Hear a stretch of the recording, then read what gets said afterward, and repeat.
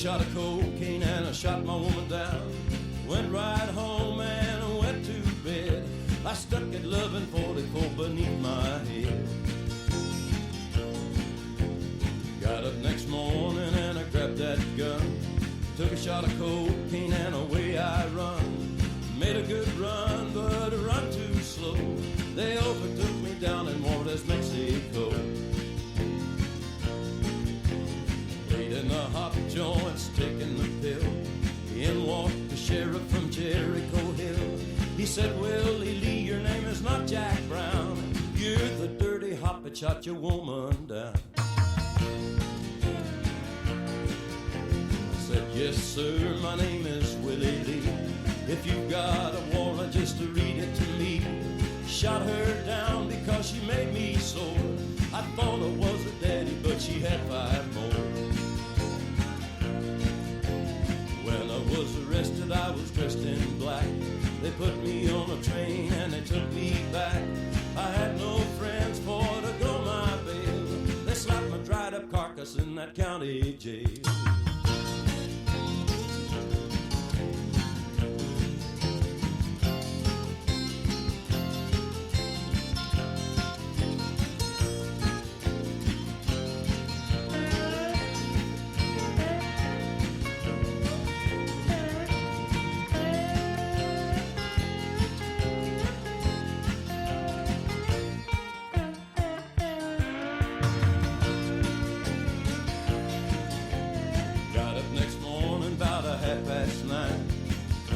The sheriff coming down the line. Hopped and he coughed as he cleared his throat. He said, come on, you dirty hop, into that district court. Into the courtroom a trial began, where I was handled by 12 honest men. Just before the jury started out, I saw that little judge come in to look about. In about 5 minutes in walked a man, holding the verdict in his right hand. The verdict read in the first degree. I hollered, Lordy, Lordy, have mercy on me. The judge, he smiled as he picked up his pen. 99 years in the Folsom pen. 99 years underneath that ground. I can't forget the day I shot my woman down. Come on, you hops, and listen unto me. Lay off that whiskey and let that cocaine be.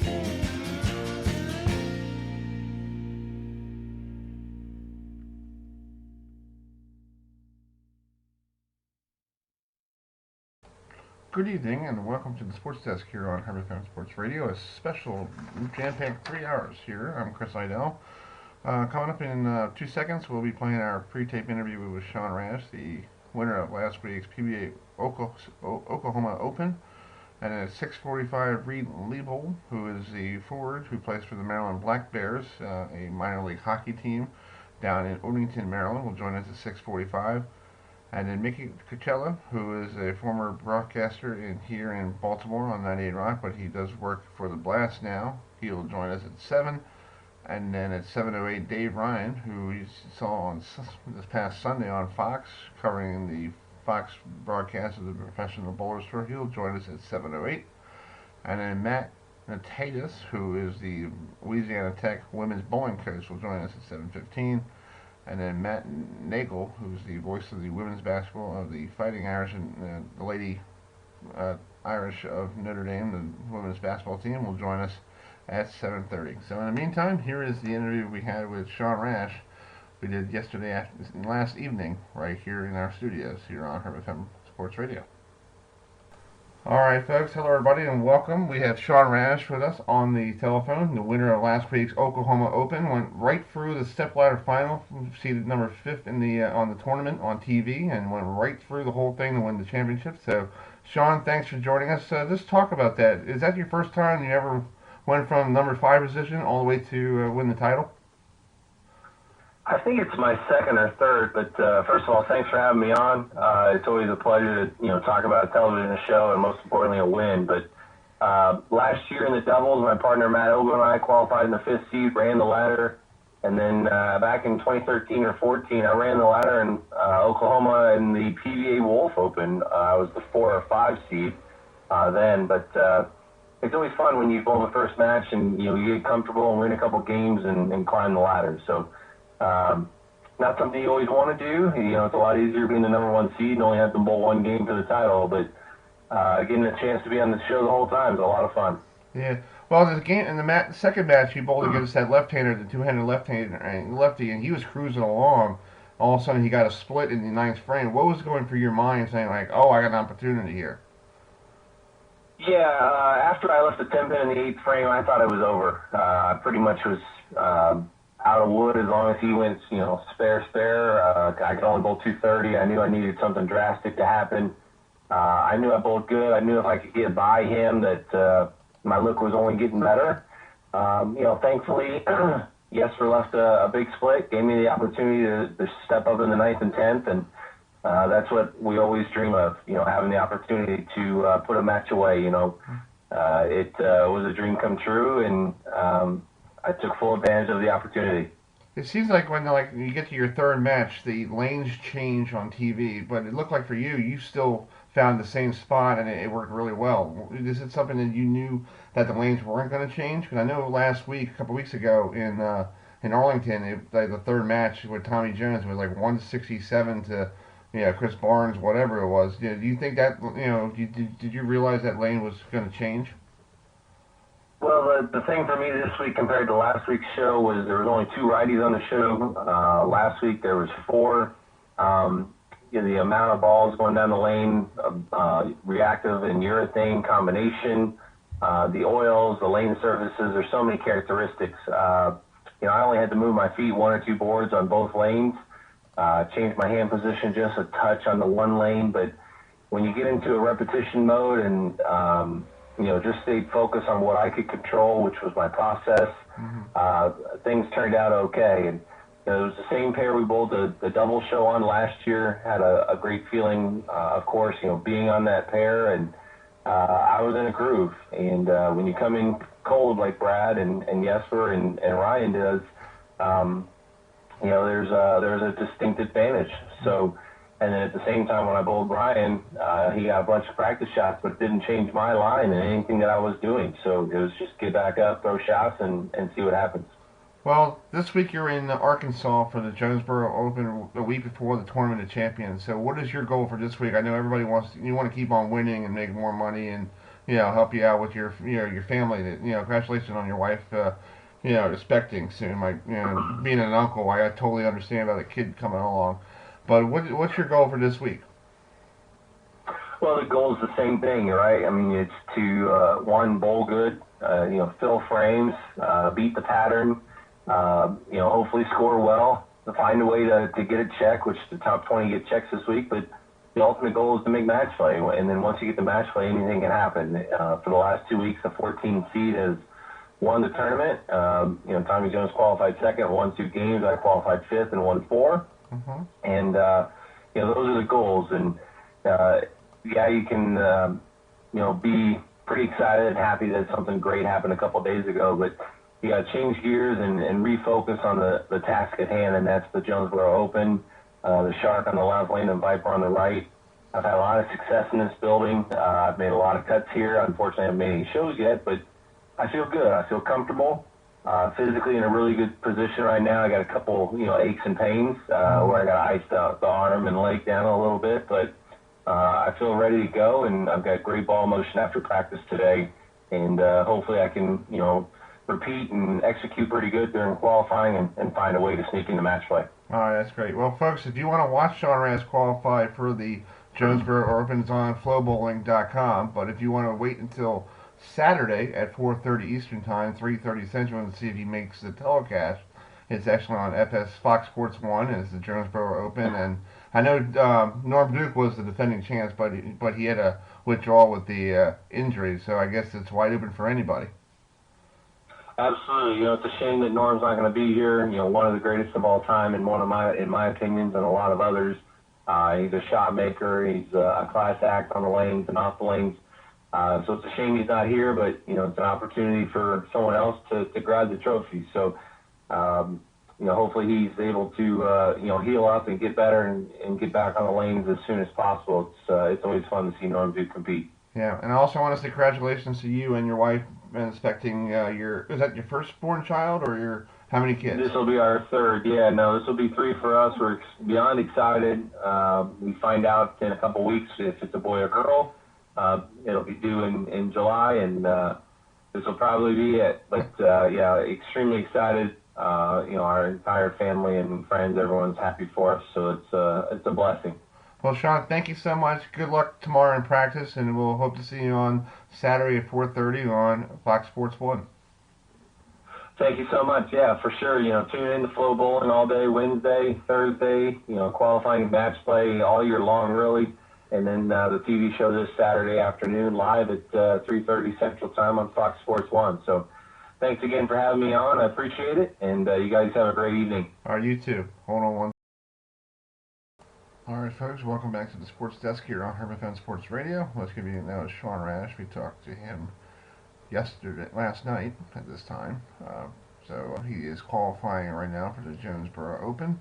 Let's give you the leaderboard. The top seed right now is Tommy Jones, who we talked to a couple weeks ago. He has a 234 average after the first 2 games of qualifying. And H.A. Johnson, who was the leader coming into this second round, is in second place. Then Quintero, who is from Mexico, is in third. Then Tom Daltrey is the 4th seed. And then speaking of Sean Rash, he's the 5th seed again after 8 games. And there's Chris Parker at 6, Jake Peters at 7, Jason Del Monte at 8, Josh Blanchard at 9, Jacob Buckcroft at 10, Darren Tang at 11, Jason Steiner at 12, Andrew Anderson at 13. Kyle Troop makes it in right now. If the cut line is 16, top 16, he is at number 14. Chris Barnes is number 15, and then Ronnie Russell is at the cut line. So, folks, we're going to take a break here, and when we come back, we'll get you caught up what's going on here on the Sports Desk here on HerbFM Sports Radio. Coming up at 6:45, Reed Leeboard, who is the Maryland Black Bears forward, will be calling in at 6:45, and then Mick Coachella will be joining us at 7 o'clock. So, thanks for joining us here on HerbFM Sports Radio, the Sports Desk, every Wednesday night from 6:30 to 9:30 here on HerbFM Sports Radio, and we'll be right back.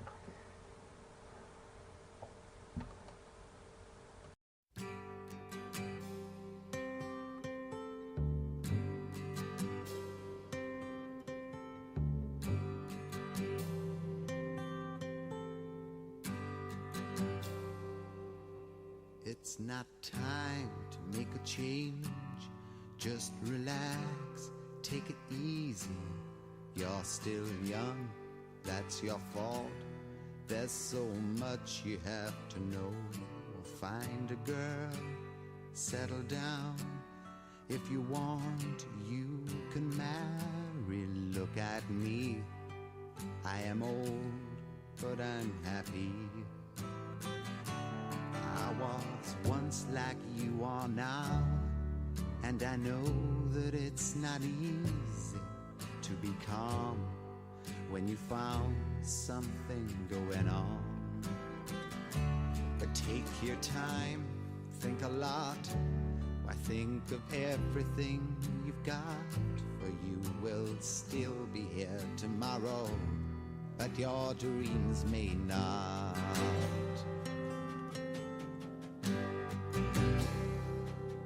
How can I try to explain? When I do, he turns away again.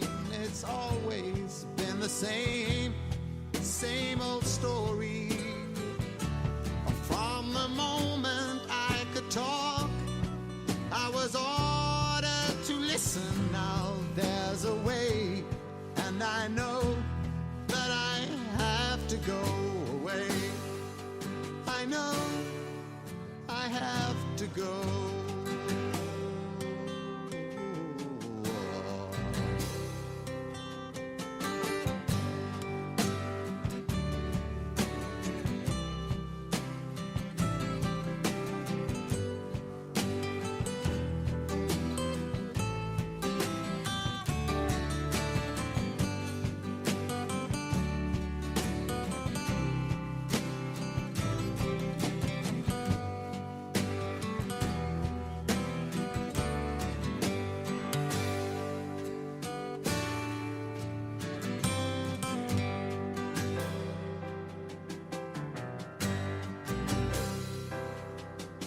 not time to make a change.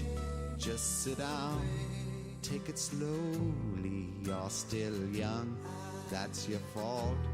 There's so much you have to go through. Find a girl, settle down. If you want, you can marry. Look at me, I am old, but I'm happy.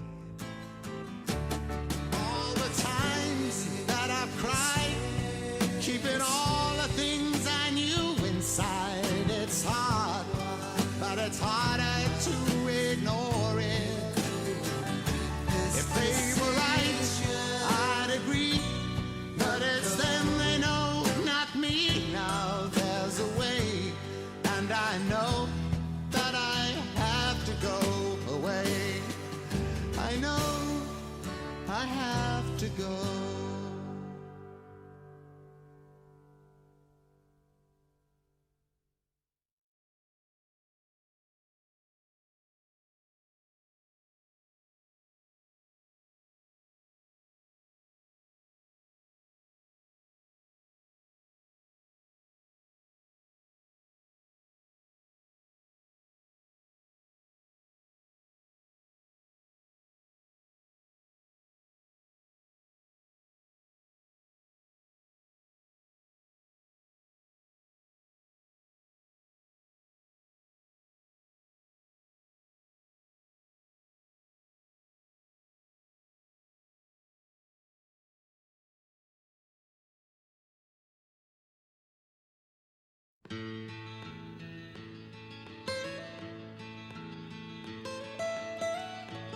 Almost heaven, West Virginia, Blue Ridge Mountains, Shenandoah River.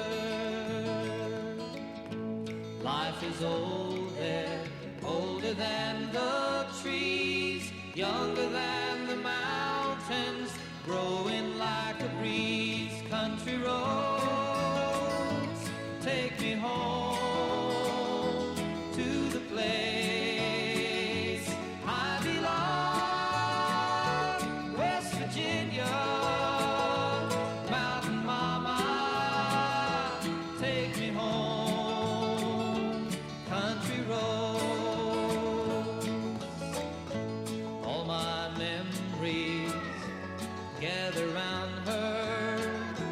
Miner's lady, stranger to blue water. Dark and dusty, painted on the sky. Misty taste of moonshine, teardrop in my eye. Country roads, take me home to the place I belong. West Virginia, Mountain Mama, take me home. Country roads, I hear her voice in the morning hour. She calls me. The radio reminds me of my home far away. Driving down the road, I get a feeling that I should have been home yesterday. Yesterday, country roads, take me home to the place I belong. West Virginia, Mountain Mama, take me home. Country roads, take me home to the place I belong. West Virginia, Mountain Mama, take me home. Country roads, take me home. Country roads, take me home. All right, folks, welcome back to the Sports Desk here on HerbFM Sports Radio. We have Reed Liebold with us, who is one of the one of the local, I won't say local players. He's from Ashburn, Virginia, but he's from the DMV. He plays hockey for the Maryland Black Bears, and the Black Bears this weekend are going to be home this weekend against 2 games this weekend down in Pine Orchard against Jamestown. Yeah, so Reed, thanks for joining us. Just talk about your season so far. In 40 games, you got 7 goals and 7 assists, and you're a lefty. So how hard is it to be a shooter being a lefty? I don't really think of it like that. You know, you just kind of get used to all the situations you're in the game. I'm a left wing, so on my strong side makes it a lot easier for my line mates to get in the pocket for me to get shots out quick. Mm-hmm. So you were committed to Polytech Institute, when you get to high school. So is that one of the? What do you want to grow up to be? I know everybody wants to be a hockey player, but what do you want to fall back on? I chose that school because there's a lot of strong academic programs. I haven't not fully set on what I'm going to do there yet, but I'm looking to go into their business school. They've had a good business school in the past few years and heard good things about it, and I hear that it's very manageable within the hockey schedule. So obviously I want to do well academically, but I'm hoping to set myself up good there athletically as well. So same way going to the business school. Yeah. Well, how's it like playing in Pine Orchard? I know this is the second season for you guys to play there. Let's talk about the facility. It looks like you guys upgraded it during the off season, so it looks a little better. Yeah, they added a few amenities in the locker room. You know, made the gym nicer for us. They set us up pretty well there. That's cool. That's awesome. I was just looking at the standings. You guys are in fourth place. What do you guys got to do to get into the playoff contention? Because I know it's probably just like the NHL. You got the top 8 teams, and the rest of them will go, and they go to the playoffs. So what do you guys have to do to get to jump Johnstown or Wilkes-Barre? We've hit a little bit of a skid recently, but before that, we had a strong 7-game win streak. So we're just looking to get back to that. The break happened at an unfortunate time right in the middle of our hot streak, so we're just trying to get back to those few weeks and hopefully get back on the right track. We just need to keep it simple, and everyone needs to buy into the systems our coach is implementing. I think we'll be all right. Mm-hmm. Well, talk about this Friday night. You guys are having college night down there, so I guess you're going to have some rowdy college kids to come there to watch you guys play. Is the crowds pretty good on a Friday night, or what do you think? Are they just good any night of the week? The atmosphere at Pine this year has been pretty good. They're always cheering for us no matter the score or circumstance of the game, and we obviously like having fans. It's more fun to play in front of a large crowd of people than to have no one. So compared to a lot of other teams in our division, we have really strong fan base that are really supportive, and we can't thank them enough for all they've done for us this year. Yeah. Well, I know a couple of your teammates, your team did some accusations, some new trades, and some players left and came back, or left to go somewhere else. Just talk about it's like a revolving door. Every week you don't know who's going to be there, or they just try to get new players to get some fresh legs. We actually haven't had that many transactions recently. I think just because of the skid we've had, it's time for a little bit of a change. We're looking for more role depth guys, I think, and we trust our coach. We know he knows what he's doing, so whoever he puts us with, we're going to play with and hopefully win with. Yeah, that's true. Well, Reed, thank you so much for coming on tonight. I know you're a busy person with other stuff and practice, but if you want to go watch the Maryland Black Bears, they're going to be playing at Pine Orchard Ice Arena. That's down in PG County, right off of 95. Game time is at 7 or 7:30 on Friday and Saturday. 7. 7. Okay, so 7 o'clock, and the tickets are pretty cheap, right? And they're like what, $5-6, or are they around that.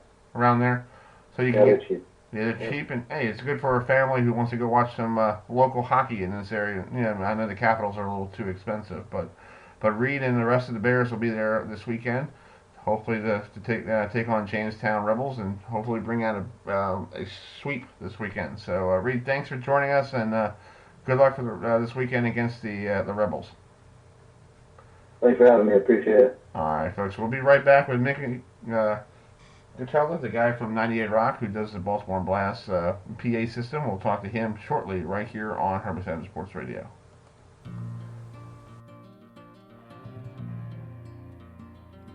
As the snow flies on a cold and gray Chicago morning, a poor little baby child is born in the ghetto, and his mama cries, 'cause if there's one thing she don't need, is another hungry mouth to feed in the ghetto. People, don't you understand? Your child needs a helping hand. He'll grow to be an angry young man someday. Take a look at you and me. Are we too blind to see? Do we simply turn our heads and look the other way? Well, the world turns, and a hungry little boy with a runny nose plays in the street as the cold wind blows. All right, folks, welcome back to the Sports Desk here on HerbFM Sports Radio. There was Reed Liebel, who is one of the forwards for the Maryland Black Bears, has joined us a couple minutes ago. They're home this weekend. If you want to go see some great local high school youth hockey, they'll be in the area down there in Pine Orchard, right off of 95 in PG County. Mickey Coachella, who is the comedian, and also he was on 98 Rock for a morning show for a while. He found a new gig, and he works for the Baltimore Blast. He'll be joining us at 7 o'clock. We're going to talk to him about his podcast, his Facebook show he does each week about the Baltimore Blast, with some players joining us. And then 7:08, Dave Ryan from who does a lot of stuff, a lot of broadcasting from CBS to ESPN to Fox. He was on the Fox broadcast this past Sunday for the Oklahoma Open. We'll talk to him about his return to bowling this past weekend and what's in the future for Dave Ryan. Coming up at 7:15, Matthew Nossis, who is the Louisiana Tech women's bowling coach, will join us at 7:15, and Bob Nagel will be joining us at 7:30 to talk Notre Dame women's basketball. Big game tomorrow night between the Louisville Lady Cardinals against Notre Dame. Jeff Wolf's top-ranked Cardinals will be playing against the Irish. And then Spirit Morales, who does the voice of the Towson men's basketball. Towson's home tomorrow night. Big game tomorrow night against North Carolina Wilmington. There's also they're doing a flashback to 1990, the last time a Towson team made it to the NCAA tournament. So if you want to come to CQ Arena, you can join that tomorrow night. And then around 8 o'clock, Nick Curran, who is the voice of the Louisville women's basketball team, we'll talk to him about that big matchup Thursday night on the ACC network. Then at 8:08, we'll have Tony Donatelli, who is the Baltimore Blast player, who the Blast are on the road this weekend to Orlando and Rochester. So that's after having a week of home games last week. And at 8:15, we'll talk to Nicole DePaul, who is the Upper Iowa men's bowling coach. We'll talk to her at 8:15. And then at 8:30, we'll check in with our good friend Lucas Allerbach, who is actually at Boston College right now. He's going to be there at the arena at 8:30. We'll preview that game at 9 o'clock. That's going to be on the ACC network. And then Joey Chandler will join us at 8:45. He's the beat writer for North Carolina Wilmington. We'll talk to him at 8:45 about that game tomorrow night at the Towson Center. Folks, thanks for joining us here on HerbFM Sports Radio. Speaking of the Blast, they are on the road after winning 2 straight games last week. One against the team they played in 2016 for the title, 18 for the title. The team from Mexico, and then they had a vintage flashback game against San Diego this past Saturday night at the CQ Arena. If you guys want to come to see some good local indoor soccer, it's a very affordable ticket, and it's a good place to watch a game because it's right down the street from where I am. Here in Cockeysville. So folks, we're going to take a break here, and when we come back, we'll get a hold of Mickey, see how he's doing, and talk about his new job with the Blast, and how he's enjoying it. We'll talk about his podcast on Facebook Live. So you are listening to the Sports Desk here on HerbFM Sports Radio.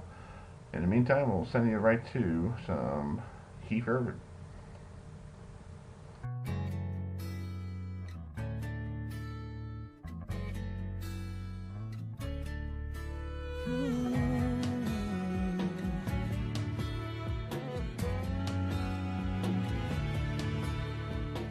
Lately I've been noticing I say the same things he used to say, and I even find myself acting the very same way. I tap my fingers on the table to the rhythm in my soul, and I jingle the car keys when I'm ready to go. When I look in the mirror, he's right there in my eyes, staring back at me. And I realize the older I get, the more I can see how much he loved my mother and my brother and me.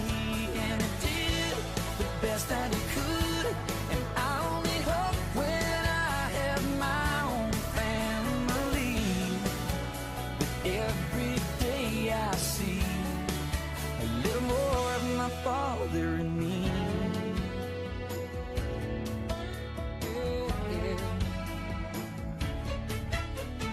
Times I thought he was being just a little bit hard on me, but now I understand he was making me become the man he knew that I could be. In everything he ever did, he always did with love, and I'm proud today to say I'm his son. When somebody says I hope I get to meet your dad, I just smile and say, you already have. The older I get, the more I can see how much he loved my mother and my brother and me. And he did the best that he could, and I only hope when I have my own family, but every day I see a little more of my father in me. He's in my eyes, my heart, my soul, my hands, my pride. And when I feel alone and I think I can't go on, I hear him sing, son, you'll be alright. Everything is gonna be alright. Yes, it is.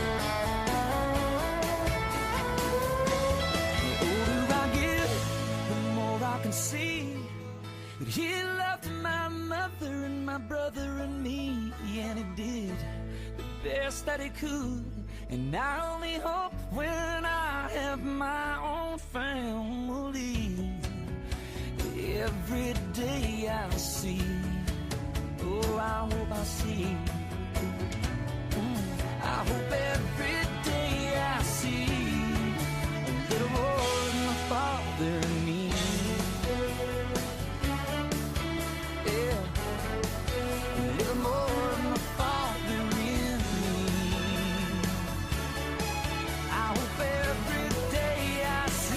Alright, folks, welcome back to the Sports Desk here on HerbFM Sports Radio. We're waiting for Mickey McCullough from the Baltimore Blast, who used to be a broadcaster for 98 Rock in the morning. Well, hopefully we'll talk to him shortly, but if not, 7:08 we'll talk to Dave Ryan, who's waiting in the wings. He's in the bullpen, so hopefully we'll talk to him as well. He used to do a lot of stuff with the Professional Bowlers Tour years ago on ESPN, and this past weekend he filled in for a absent Rob Stone, who the hardest working guy I ever seen on TV. He does every sport there is for Fox.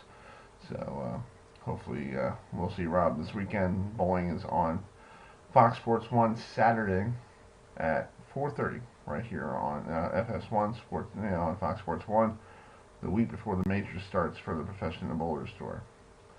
So anyway, we're going to take a break here. When we come back, we'll get a hold of Mickey. If not, we'll send it down the road to our good friend Dave Ryan, who's sitting in the bullpen. But in the meantime, we'll play some James Taylor right here on HerbFM Sports Radio.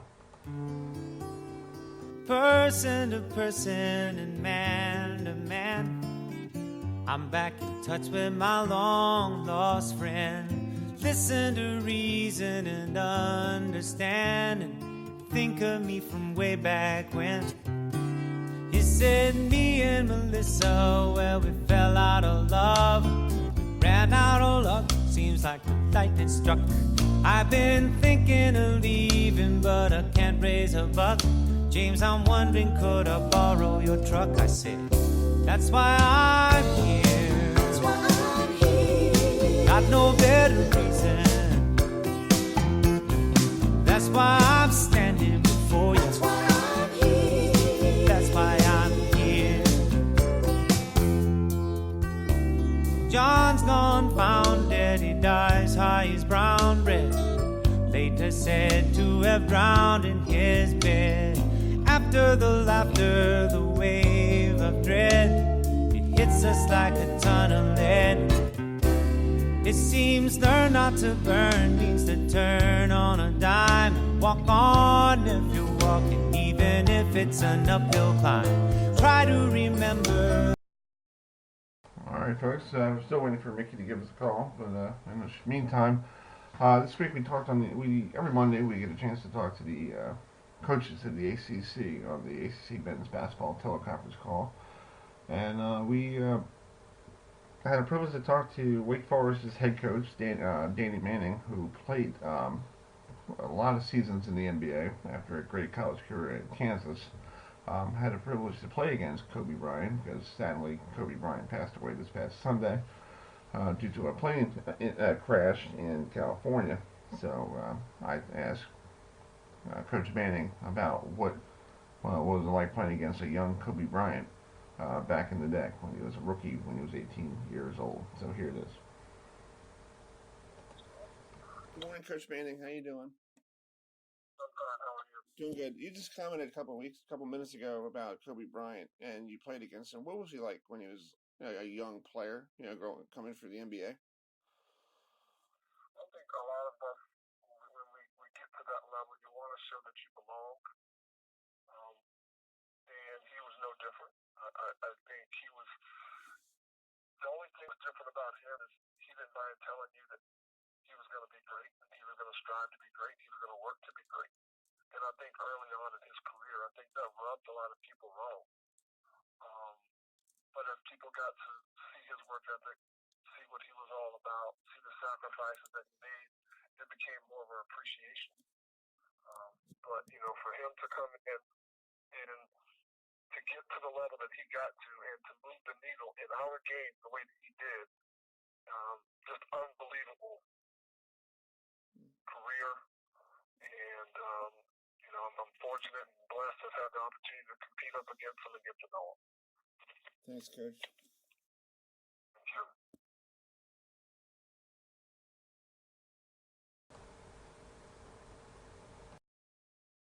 All right, folks, welcome back to the Sports Desk here on HerbFM Sports Radio, and now is my taped interview with Coach Danny Manning, who's now the coach at Wake Forest. Wake Forest is playing Notre Dame as we speak, so we'll give you the scores shortly. The game just got underway. So we're going to take a time out here. Thanks for listening to us. If you're listening to us in Jonesboro, Arkansas, or you're listening to us here in Baltimore, Maryland, or anywhere around the world, we're live on the internet radio. You can always send us an email at herbfmsportsradio@gmail.com and let us know where you are, and we're glad to put you on the air, or we'll give you a shout out, or if you just want to text us, anything you want to talk about, Kobe Bryant or ACC basketball or baseball or the Super Bowl between the Chiefs and 49ers, we'll talk to you. You can give us a text at 443-567-0746. In the meantime, we're going to take a break and get a hold of Dave Ryan right here on HerbFM Sports Radio.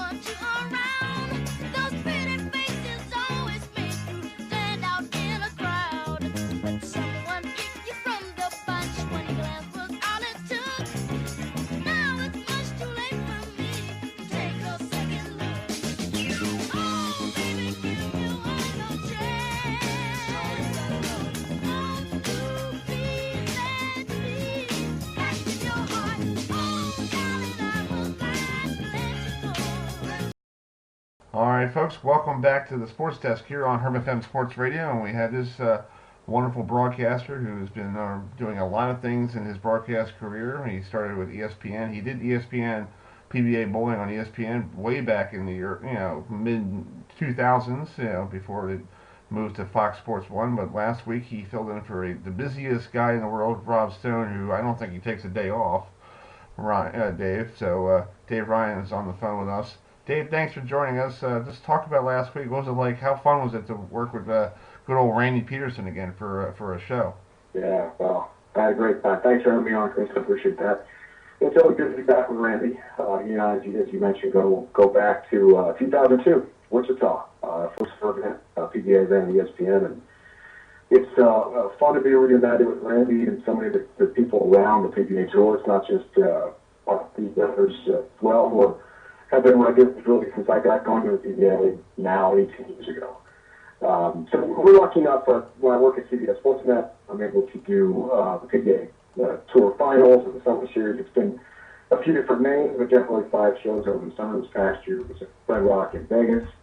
And great to see Randy for 5 shows, but that was only 5 shows. I kind of missed it between July and now. So it was wonderful to be reunited for a week in Oklahoma. And Sean Rash was just phenomenal for his entire day of bowling. It was pretty great to watch.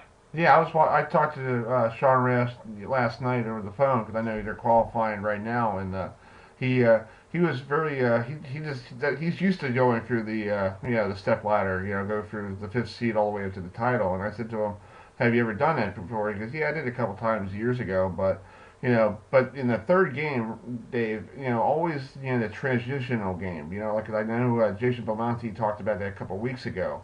But it didn't do that at all on Sunday. The lanes didn't change at all, so that's why, good old Sean Rash has kept rolling. It was amazing. I told that I had never called a match in my entire bowling broadcasting career, which is now over whatever 30 years, of a dual lane pattern. I'd never seen that before. So to have 2 oil patterns on one show was remarkable. The fact that Sean was able to master them so well. And just also consistently throughout the entire step ladder finals, to me, was remarkable. He clearly had a great look on each lane. He had flat on each lane. He flirted with the channel as far as possibly can, get close to the gutter without going into it several times in the right lane. And it just didn't matter. He had complete control of that 1-3 pocket.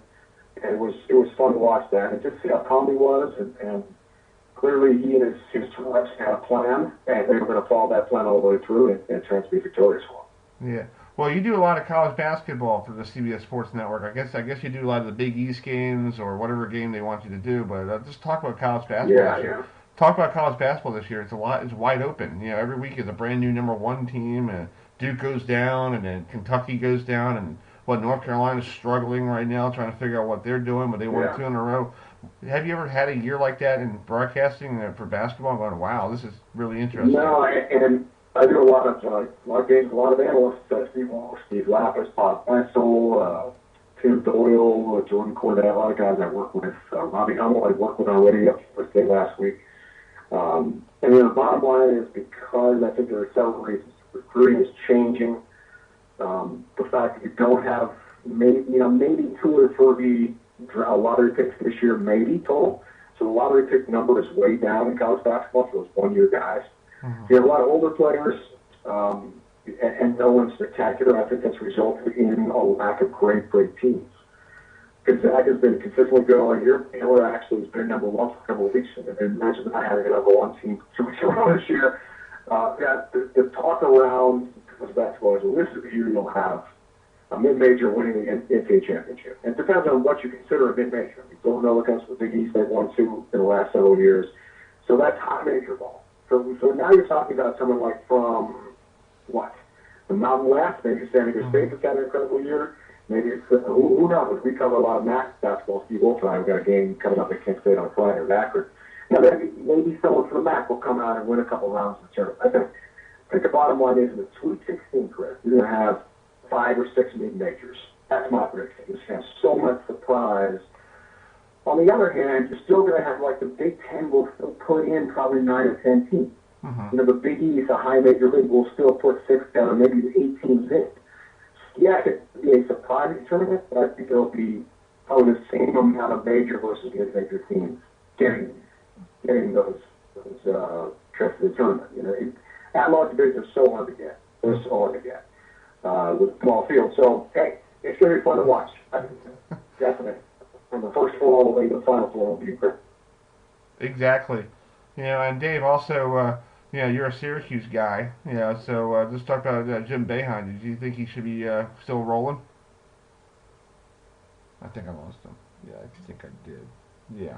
I think we lost Dave Ryan, so we're going to try to get him back on the telephone here. So we're going to take a short break. We'll be right back here on HerbFM Sports Radio.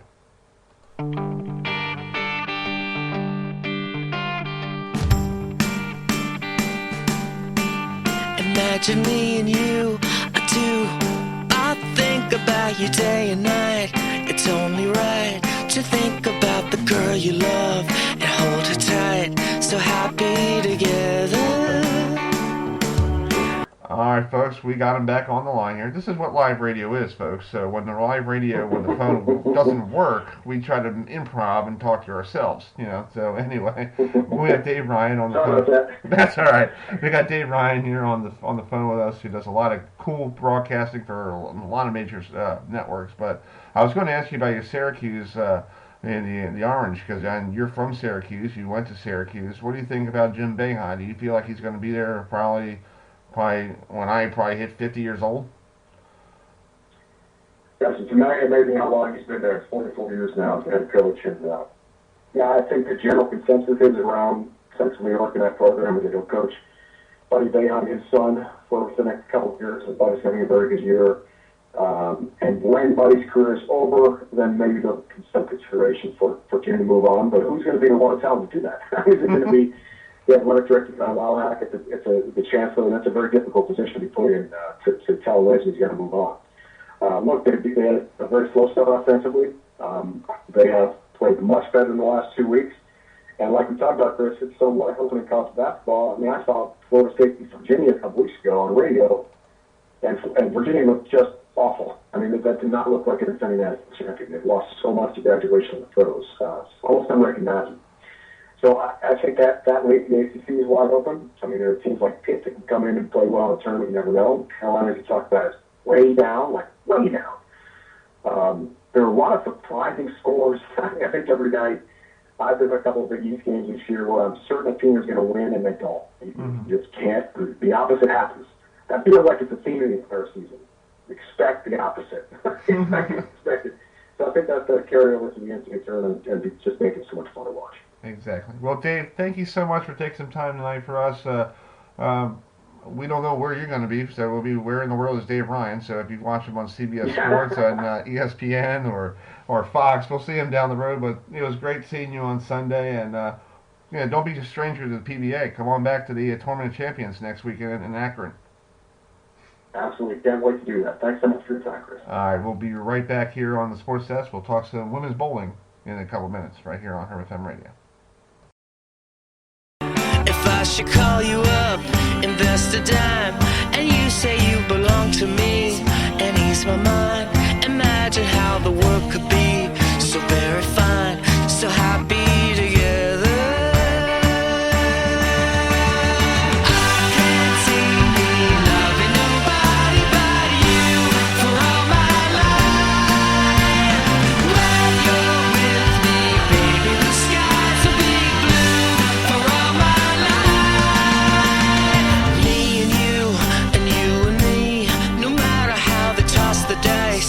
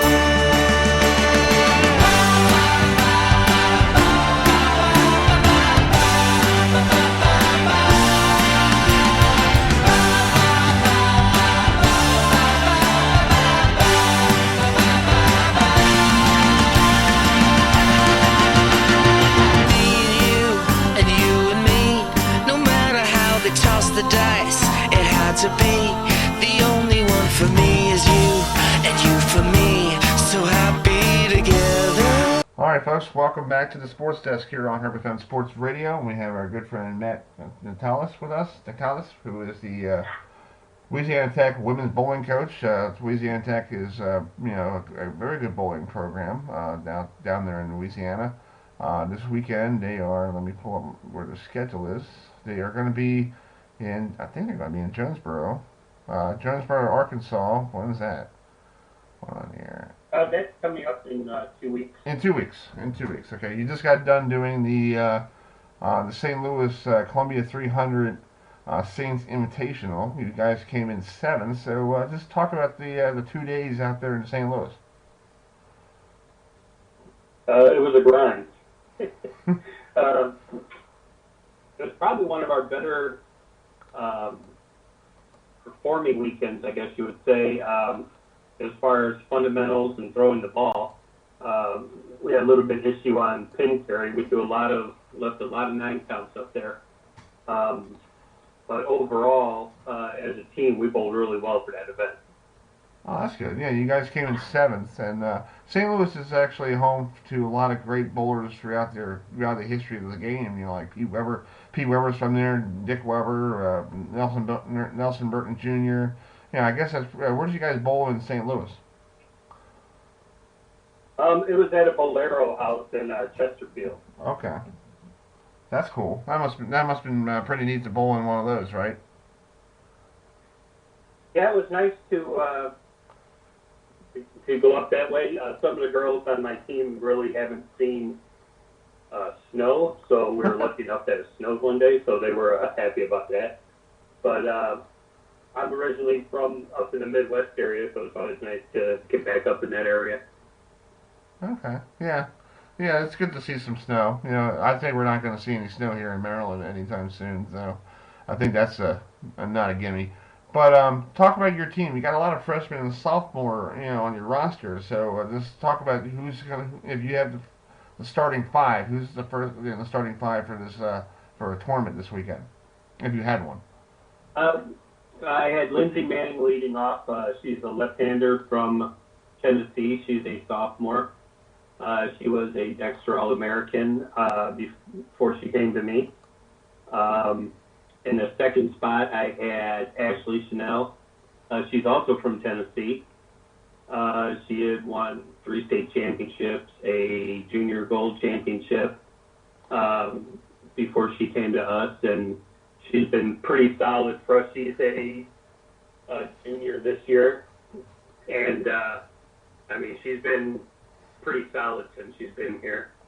The third spot, I have Danielle Jetlecki, who's also another girl from Tennessee. As you see, nobody recruits from Tennessee but me, it seems. But she had also won a state championship and a junior gold winner, and come in, and she's been a great asset to us coming in. Just one of those bowlers that comes in and just tell me what I got to do, and I go up and throw the ball and do it. And it works out really well. And then in the 4th spot, we had Caitlin Eater. She's from Florida. She's been on Team USA the past 2 years. She's won, I think, 10 golds and a silver. If I'm not mistaken, the last couple of years on Team USA. She's been All-American. She was Rookie of the Year. So she came in at the 4th spot. And our anchor bowler was Allie Linedecker from Ohio. And she was a pretty well thought out after recruit. I mean, she has 4 national championships under her belt. Just great personality, very competitive also. And another one of those bowlers that, pressure doesn't get them. They just go there and throw the ball.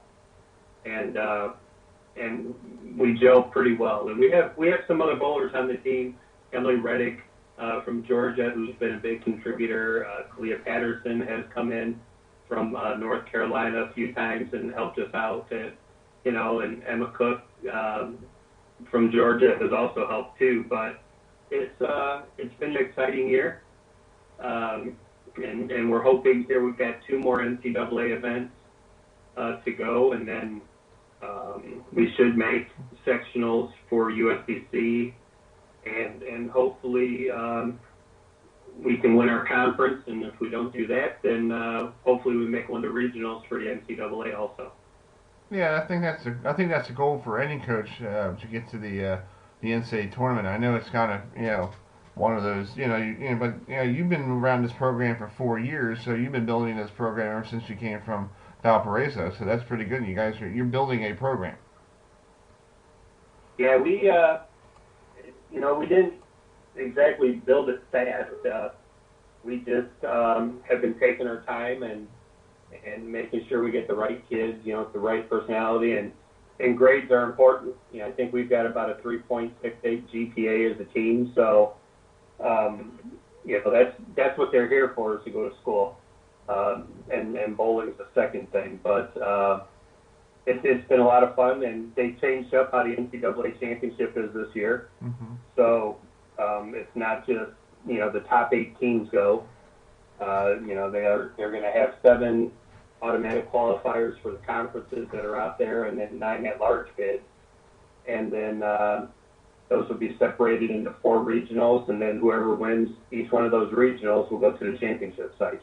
Mm-hmm. So, they expanded the field, but they made it a little bit harder to get to the championship site.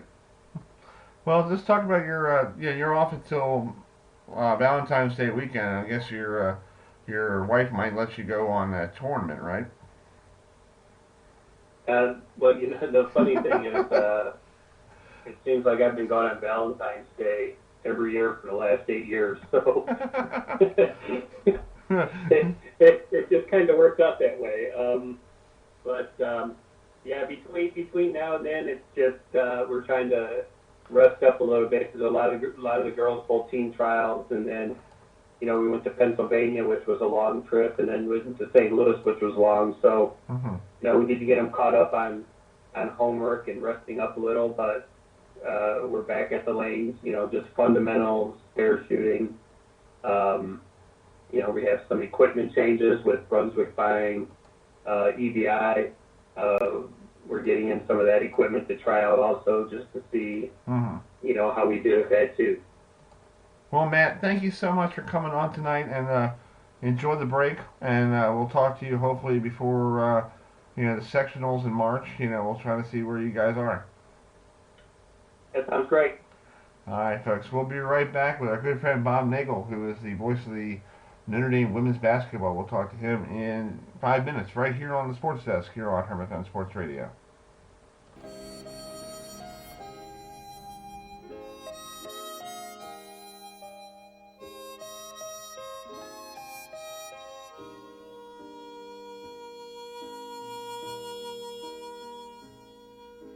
Talking to myself and feeling old. Sometimes I'd like to quit. Nothing ever seems to fit. Hanging around, nothing to do but frown. Rainy days and Mondays always get me down.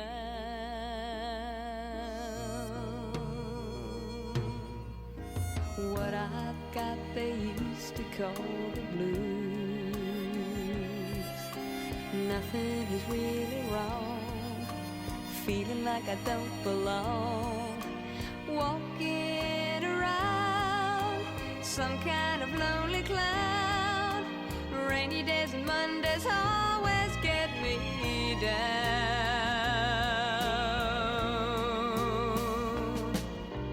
Funny, but it seems I always wind up here with you. Nice to know somebody loves me. Funny, but it seems that it's the only thing to do. Run and find the one who loves me. What I feel is come and gone before. No need to talk it out. We know what it's all about. Hanging around, nothing to do but frown. Rainy days and Mondays always get me down.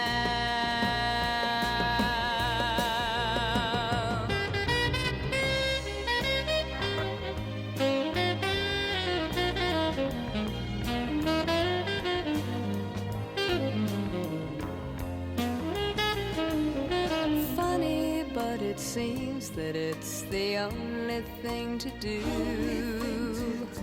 Run and find the one who loves me.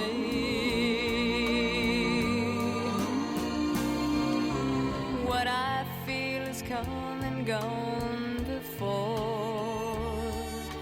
No need to talk it out. We know what it's all about. Hanging around, nothing to do but frown. Rainy days, Mondays always get me down. Hanging around, nothing to do but frown. Rainy days, Mondays always. All right, folks, welcome back to the Sports Desk here on HerbFM Sports Radio. We're going to switch gears a little bit, talk women's basketball, ACC women's basketball. We have Bob Nagel, who is the voice of the Notre Dame women's basketball team. They're going to be home tomorrow night against a very tough opponent in the top 5 Louisville Cardinals. They're probably like 3 or 4 around there by now, but they're home tomorrow night. You can listen to that game on the Pulse 96.9 in South Bend, or you can watch it on ESPN News tomorrow night at 7 o'clock. Bob, thanks for joining us. A very tough season for Coach McGraw and the ladies there. What does they have to do to turn this thing around? Well, there's a limitation on what you can do with what you've got, and this team obviously is down to about 6 scholarship players, 4 walk-ons. We just barely have enough people to scrimmage, but no excuses and no whining about it. The reason that we're in this situation is we graduated 5 All-Americans last year and 5 first-round WNBA picks, and we missed them tremendously this year, but we've got some good young players who are playing hard and learning the game. We've had a number of injuries this season. Again, no excuses, but Michaela Vaughn was expected to be our big post player. She missed the first 12 games of the year with a knee injury. She's back and playing fairly well right now.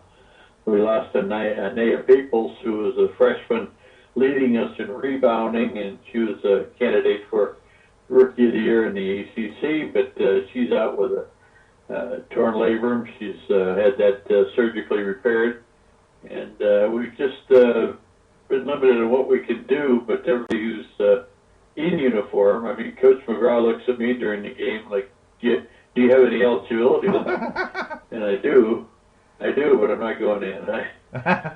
We're just battling, and it's really great in a way. We do a radio show here, and our latest was on Monday night, and Coach McGraw handled everything really well, and it's tough because she'd give anything in the world to be successful and be having a winning record, but the reality is that we're battling transfers, we're battling early commits to WNBA, and we're battling injuries. So it's all like the perfect storm that's come together this year.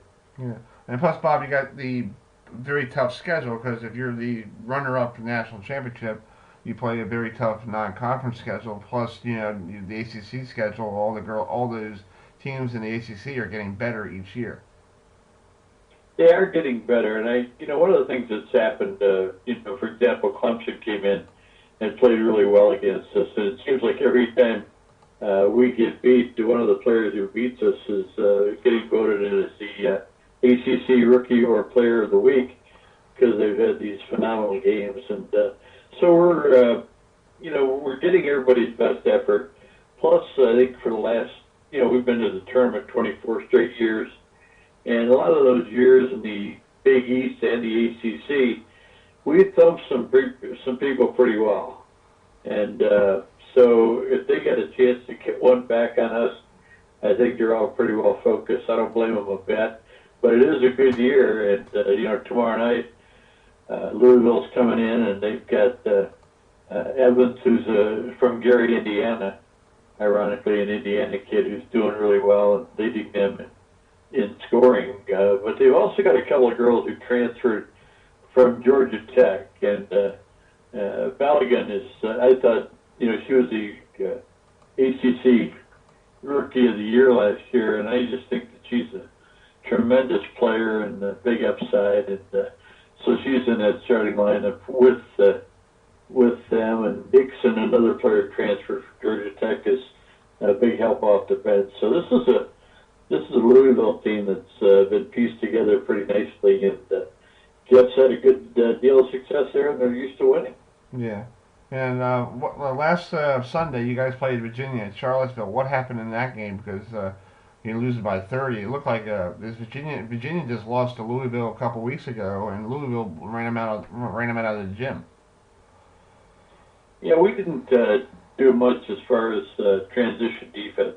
We were in it early. I think it was 18-15 or something. But all of a sudden they hit 3 shots in a row. We missed 3 shots in a row, and you look up, you're down double digits, and it just it seemed to grow. And again, we're looking for, some teams will have somebody they can bring in off the bench, and they're going to turn things around. They're going to get hot or whatever.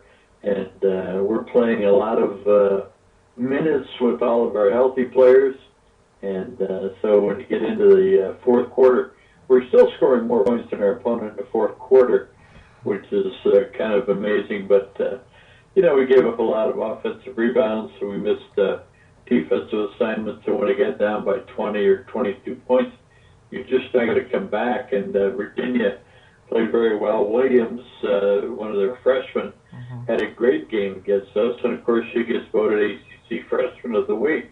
So people are using the opportunity against us to really play well and earn some of the league honors. So like I say, we've seen a lot of the teams so far. We've got 2 games left with Louisville. The one at home tomorrow night, and we got to play them down there at the KCM Center, which is a great venue for basketball. And then we've got another game with Syracuse, and so that'll be a battle. And we got 4 teams that we played twice, and Louisville's one of them, and Syracuse is one of them. The other 2 are Boston College and Pittsburgh. But Boston College came in and beat us at home, so a lot of things are happening different this year. We're holding out hope. We think that Caitlin Gilbert is going to be a terrific scorer. We know that Sam Brunell is she's leading us in scoring right now, and has had some tremendous games. Had a 31-point game and a 21-point game against Virginia, and is a very special young lady. She's going to do well. Peoples will be back next year. Vaughn should be 100% healthy next year. Just a lot of good things are going to come up next year. In the meantime, you just got to know that we've got a number 3 recruiting class coming in next year with 3 big players and a couple of guards. And so we're looking forward to it. And Madison Westfeld was just voted to the McDonald's All-American team, one of our freshmen coming in next year. So we're pretty excited about where we're going after this. But right now it is a battle for the Irish. Yeah. So this might be the first time they're going to play the first round game in Greensboro, and you have to go through the entire tournament to make the NCAA tournament, right? Yeah, it's really kind of strange. The NCAA put a regional site in Fort Wayne, Indiana, at the War Memorial Coliseum in Fort Wayne. Great facility, and they put it there because they thought that maybe Notre Dame would help sell some tickets. And we're not going to get to host the first round game. You got to be in the top 16 to do that. So if we were to make the tournament, we'd be on the road. But right now, it's real likely that we might not even make the tournament, which would be quite a change after winning it in 18 and being the runner-up last year. But again, we're trying to have some positives where we can have them. We're trying to play well. It'd be great to beat Louisville tomorrow night, but that may not happen. We do have wins over 2 ranked teams so far. That was fairly early in the season before the see other injuries happen. But right now, we come into the game and our record is not very strong, and our conference record is not very strong, and we'd have to really turn things around. And with the remaining schedule, it lines up as pretty tough. Yeah. Well, Bob, like all the coaches says, you take one game at a time. You just take one game at a time, and you see how you guys go one step at a time.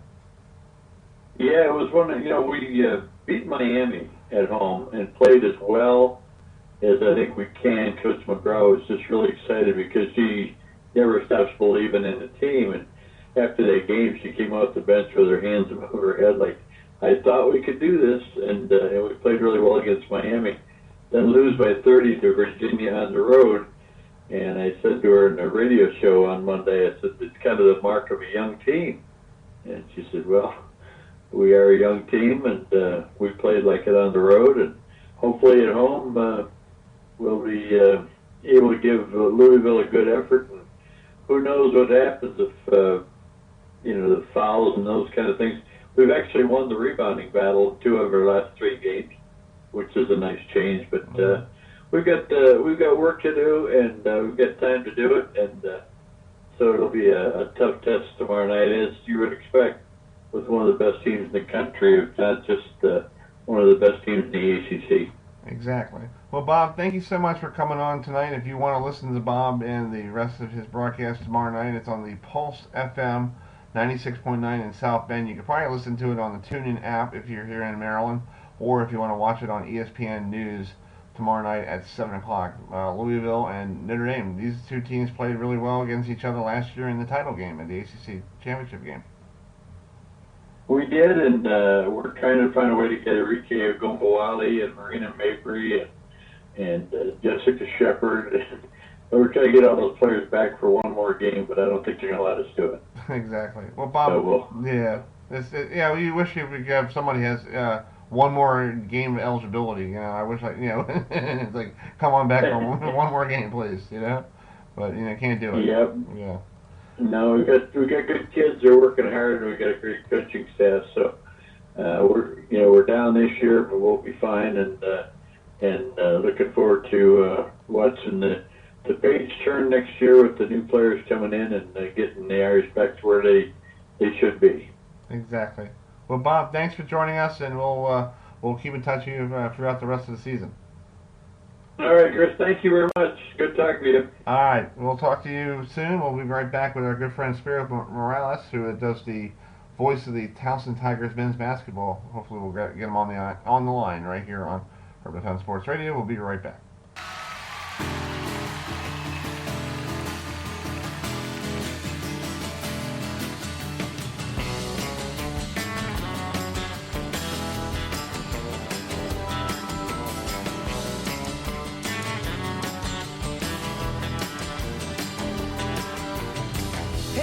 Show you the street life. Hey, let me show you the things, the punks, the judge, the junkie. Stay close to me for a while, for a while, for a while.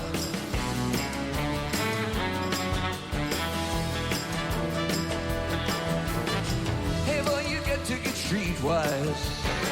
Hey, little boy, you're a babe in arms. Stay at a harm's way right here with me for a while, for a while, for a while.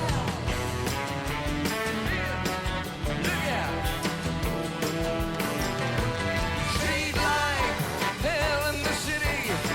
You got to really watch out for that. Street life, say it ain't pretty. You got to know your way around, or somehow you might get hurt, get hurt, get hurt.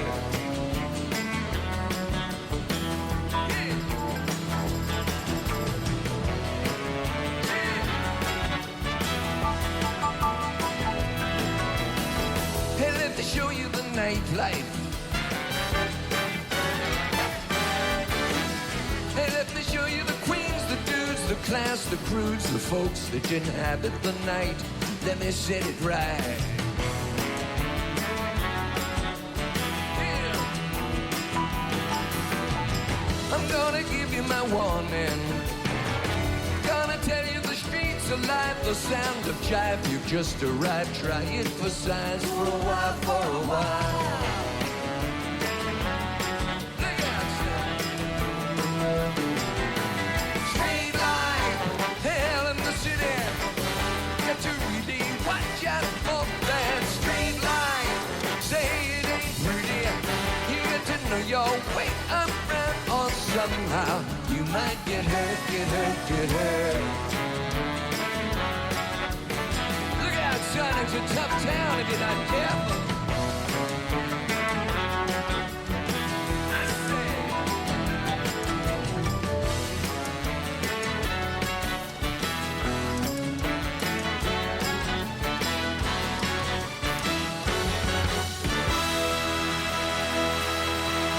You know it too. You know it too.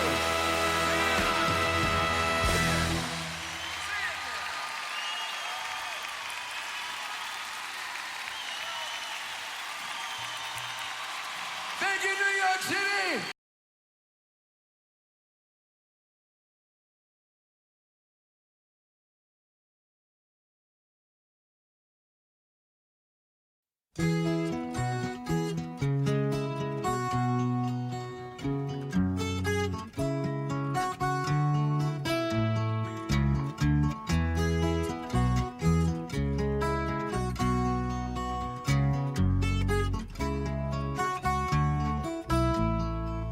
Way down here, you need a reason to move. Feel a fool, running your stateside games. Lose your load, leave your mind behind, baby Jane. Oh, Mexico, you sound so simple, I just got to go. The sun's so hot, I forgot to go home. Guess I'll have to go now. Americana got the sleepy eye, but his body's still shaking like a live wire. Sleepy senorita with their eyes on fire. Oh, Mexico, you sound so sweet with the sun sinking low. The moon's so bright, like to light up the night, make everything alright.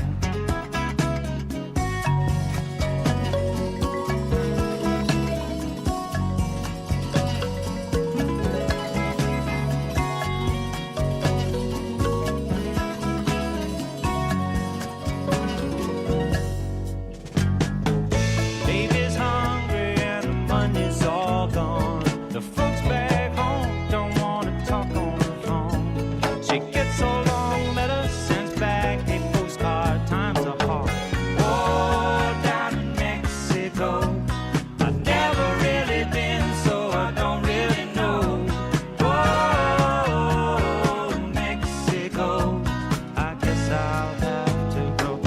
Oh, Mexico, I've never really been, but I sure like to go. Then whoa, Mexico, I guess I'll have to go now.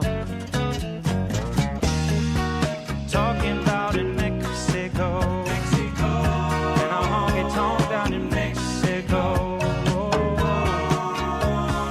Mexico, Mexico, Mexico. Oh, Mexico, Mexico, Mexico. Oh, Mexico, Mexico.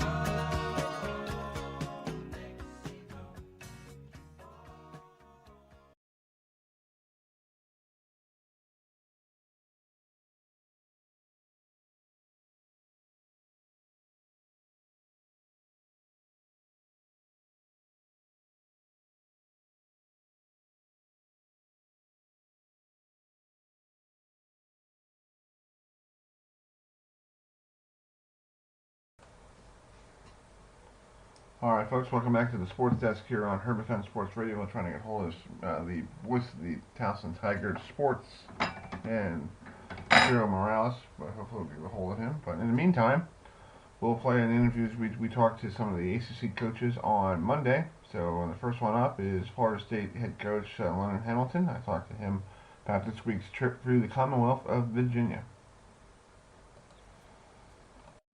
Good afternoon, Coach Hamilton. How you doing? Just talk about this week. You're doing the tour of the Commonwealth of Virginia, first at Virginia, then Virginia Tech. What do you guys have to do on this road trip through the Commonwealth? Well, one thing about the ACC, you don't have the luxury of looking past the next performance to make the best of one out. So we only concentrate on University of Virginia. They're a handful now. Obviously, road trips back to back sometimes somewhat taxing on your body. So we're going to try to minimize it as best we can. But that's, when you can have victories on the road, that really, really makes up for a lot of ground. So these are two important games for us. If you go on the road and win two road games in ACC, you're really doing well. And that's the goal of going on the road and trying to come back to two victories. Thanks, Coach.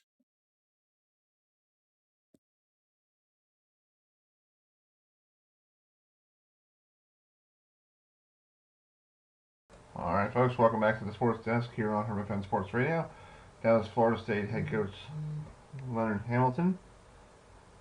So in the meantime, we talked to Mike Brigg, who he was his high school coach down in DeMatha High School. Coach Wooden passed away this last week, besides Kobe Bryant did on Sunday. So I asked him about his old coach and what did he learn from spending some time with Coach Wooden down there in DeMatha. Hey, Coach Mike, how you doing? Hey, How are you? I'm good. How you been? Not bad. I want to ask you something totally different. I know you're from here in Maryland. You played basketball at DeMatha High School when your coach passed away last week. What did you learn from Coach Wooden when you were there, and also you were assistant coach? Well, his funeral's actually today. I couldn't be there, but one of my assistants is representing us. He's been part of every stage of my development the whole time. Played for him, coached with him. He just was a true educator, a true guy who could connect with young people and make them feel better about themselves. He always made me feel better about myself. And when you're in that young age group and you got somebody that can make you feel more confident, you'll do anything for them. And so that's probably the biggest thing I learned. And I try and do that with our guys. Try and help them feel confident on a daily basis. That's true. Well, let's talk about this week coming up. What do you guys got to do? You're home, and you said you have 3 home games. Yeah, we need to get one. We just like to get one. We haven't won a home game yet. We played our backsides off. We've been in position. Our crowd has been fabulous here. We play Wake, who's playing well and beat us here last year. So, we'd like to get one league win here at home, and then let's see how everybody feels about that. But we've got our work cut out for us to do it. That's true. One game at a time. That's what my dad tells me. One game at a time. Yeah. Thanks, Coach. Thank you.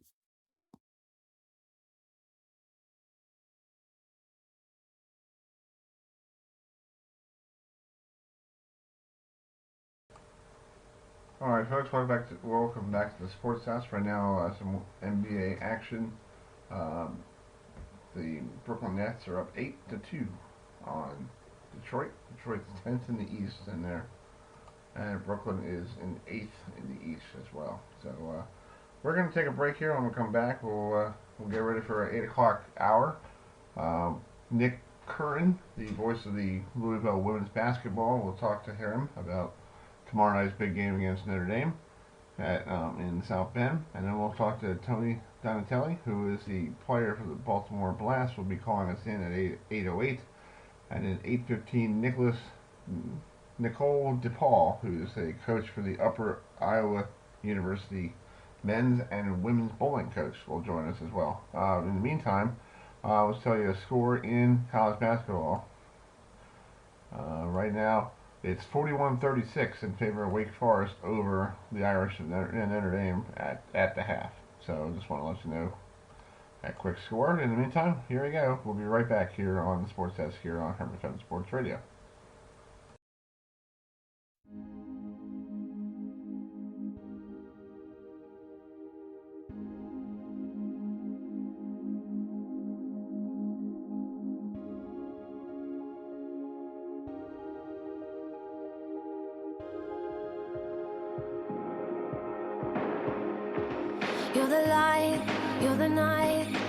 color of my blood. You're the cure, you're the pain, you're the only thing I wanna touch. Never knew that it could mean so much, so much. You're the fear, I don't care, 'cause I've never been so high. Follow me through the dark, let me take you past the satellites. You can see the world you brought to life, to life. So love me like you do, la la, love me like you do. Love me like you do, la la, love me like you do. Touch me like you do, touch me like you do. What are you waiting for? Fading in, fading out, on the edge of paradise. Every inch of your skin is a holy grail I've gotta find. Only you can set my heart on fire, on fire. Yeah, I'll let you set the pace, 'cause I'm not thinking straight. My head's spinning around, I can't see clear no more. What are you waiting for? Love me like you do, love me like you do, like you do. Love me like you do, love me like you do. Touch me like you do, touch me like you do. What are you waiting for? Love me like you do, love me like you do, like you do. Love me like you do, love me like you do. Touch me like you do, touch me like you do. What are you waiting for?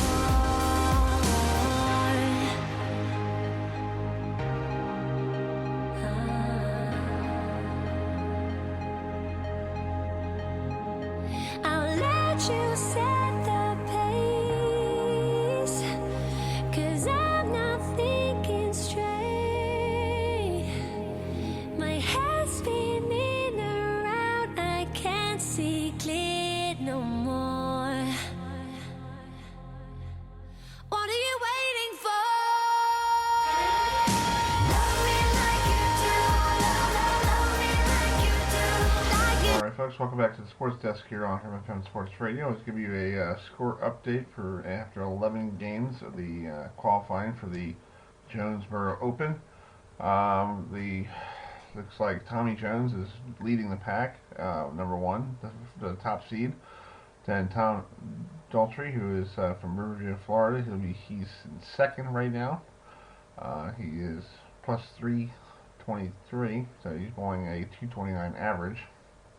Then Quintero from Mexico is in third, and then we got a tie for fourth between Chris Barnes, Belmonte, and Adrian Johnson, who has fallen completely down from being the number one seed after their first round of qualifying this afternoon. And then Josh Blanchard at number 7, Sean Rash is at number 8, Francis Lovar from Canada at 9, Jake Peters at 10, Kyle Troop is down at 11, EJ Tackett is at 12, Darren Tang is at 13, Ronnie Russell is at 14, Andrew Anderson is at 15, and then Wes Millant making a charge. He's up to the 16th spot where they have the cut line. Bill O'Neill is in 18th place right now. Kyle Sherman is at 17. Jacob Butcliffe is at 19.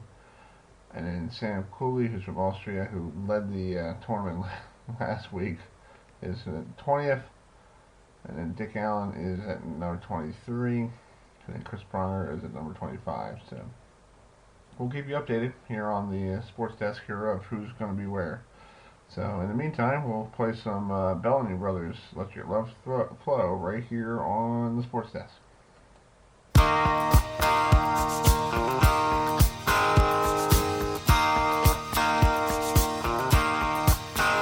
There's a reason for the sunshine sky, and there's a reason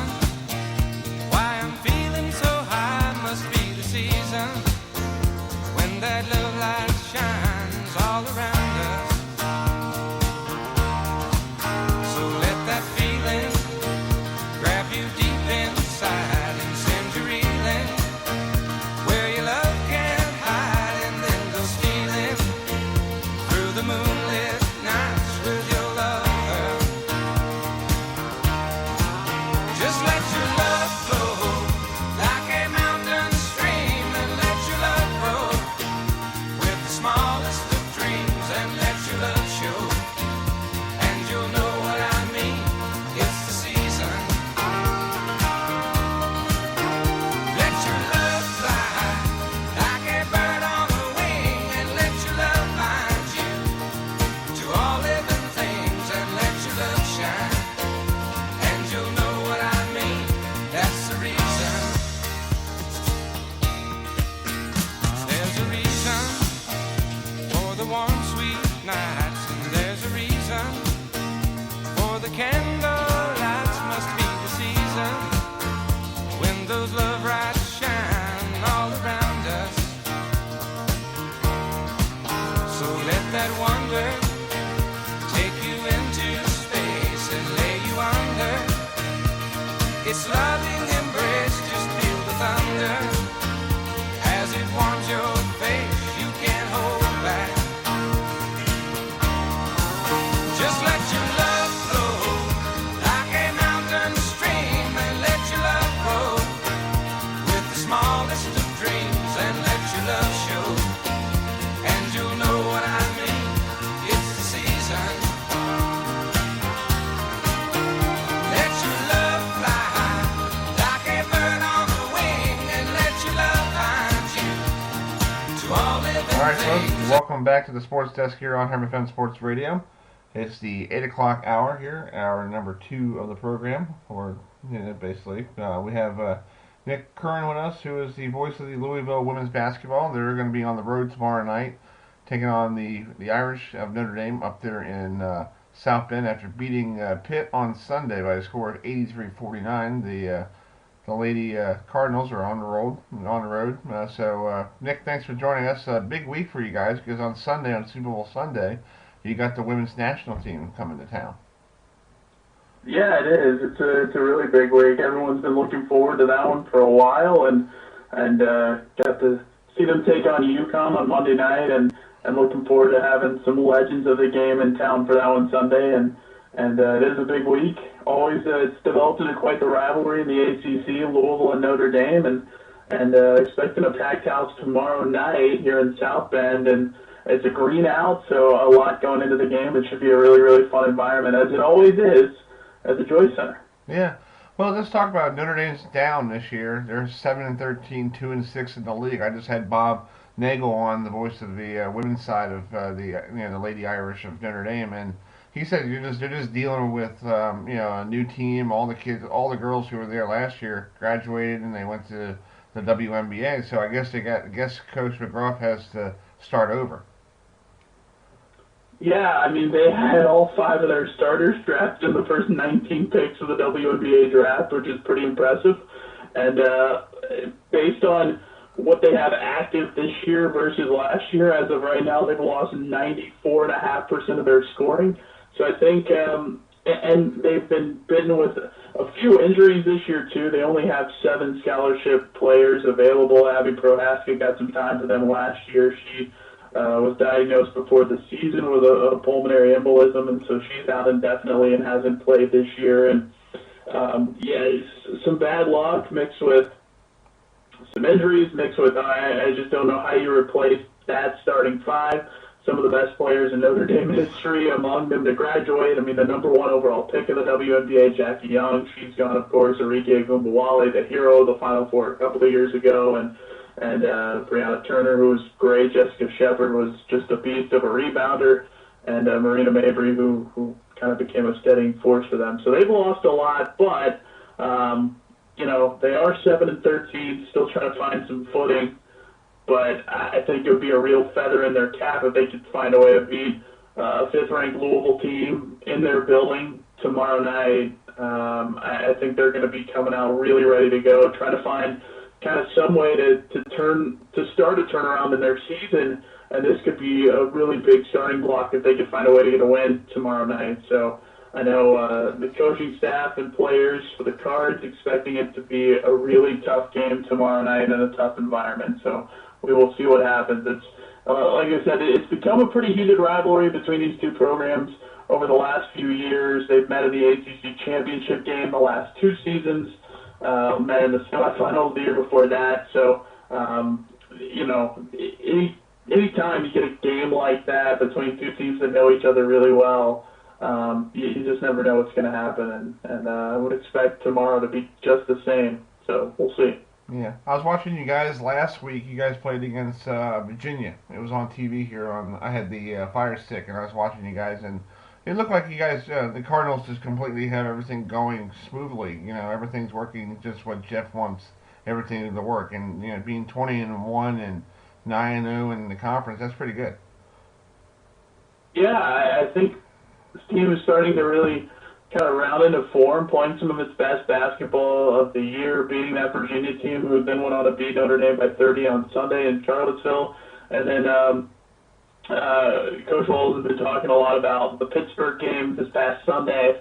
Really dominated that game from just about start to finish and moved the ball really well. I think he's mentioned this several times that may be the best performance of the year from his team. And at 23 assists in that game, and everybody's moving without the ball, and the ball's just popping, and really balanced scoring, was able to manage some minutes in that game. It was a really good effort, defended, according to the scouting report, really well, and didn't let Pitt do a lot. So played really well in that game. Everybody kind of got involved and was able to do some good things, and a good sort of building block to end the first half of the ACC schedule. It's an 18-game slate this year, and that was the 9th game, so kind of jump into the second half of ACC play tomorrow night, and good momentum going into the second half. It's kind of a backloaded schedule for Louisville. Got Notre Dame twice.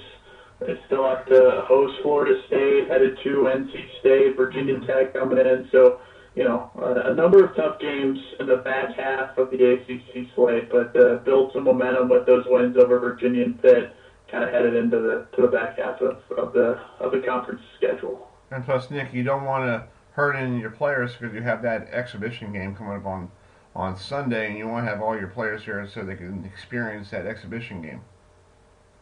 Sure, yeah, absolutely. Jeff Walls has talked about how he plans to play everybody in that game. He's going to get everybody in there, and clearly not, necessarily about winning. They're going to try to win, but that's not what it's about. It's a pretty remarkable experience. I know the Louisville team is going to get a chance to watch the U.S. team practice on Friday and Saturday. They're practicing a couple of days in Louisville in preparation for that game.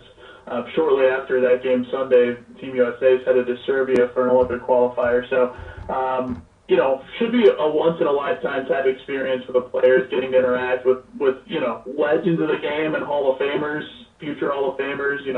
Sue Bird still in there at 39, Diana Taurasi still hanging around at 37, trying to win a 5th straight gold medal, and it really is crazy. And of course, Angel McCautry is going to get back in action, going to join the team for the game in Louisville. A legend coming back, where she played her college ball and really kind of kick-started this program under Jeff Walls with their Final Four run back in 2009. So it's going to be a really special day, a once-in-a-lifetime type thing for the players and for the fans, and it should be really, really neat. It'll be on national TV as well on ESPN, and just going to be an all-around really cool day. That'd be cool. Well, Nick, you can listen to Nick tomorrow night on 7:90 a.m. And if you're in Louisville or if you want to listen to him on the TuneIn app, he's ready to go. He's in South Bend, and the game's on ESPN News. It's going to be a great game, and hopefully I'll be getting a chance to watch it before I go to the Maryland-Iowa game tomorrow night down in College Park. That'll be a good one, too. Hopefully you get a chance to catch some of it. Yeah, I'll try to catch both of it if I can. That'll be fun. Yeah, a great doubleheader. Exactly. All right, man. Thanks so much for coming on. We'll talk to you down the road. All right, Chris. Appreciate it. All right, folks. We'll be right back with Tony Donatelli, who is the Baltimore Blast player. Will be joining us shortly right here on HerbFM Sports Radio. We'll be right back. 1, 2, 1, 2, 3,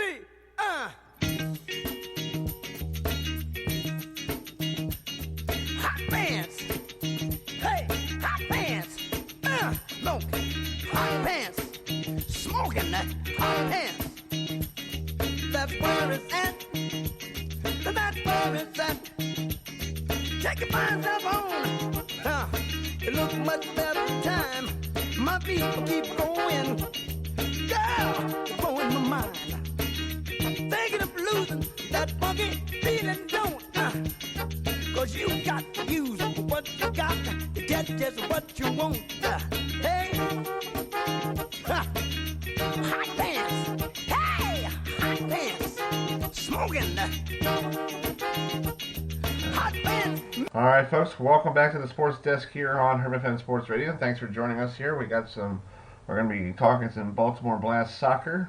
Tomorrow night, they're on the Blast are on the road, heading down to the Sunshine State, where everybody is this week for the Super Bowl, but they'll be in Orlando, taking on the Sea Wolves, and I have Tony Donatelli with us, one of the players for the Blast.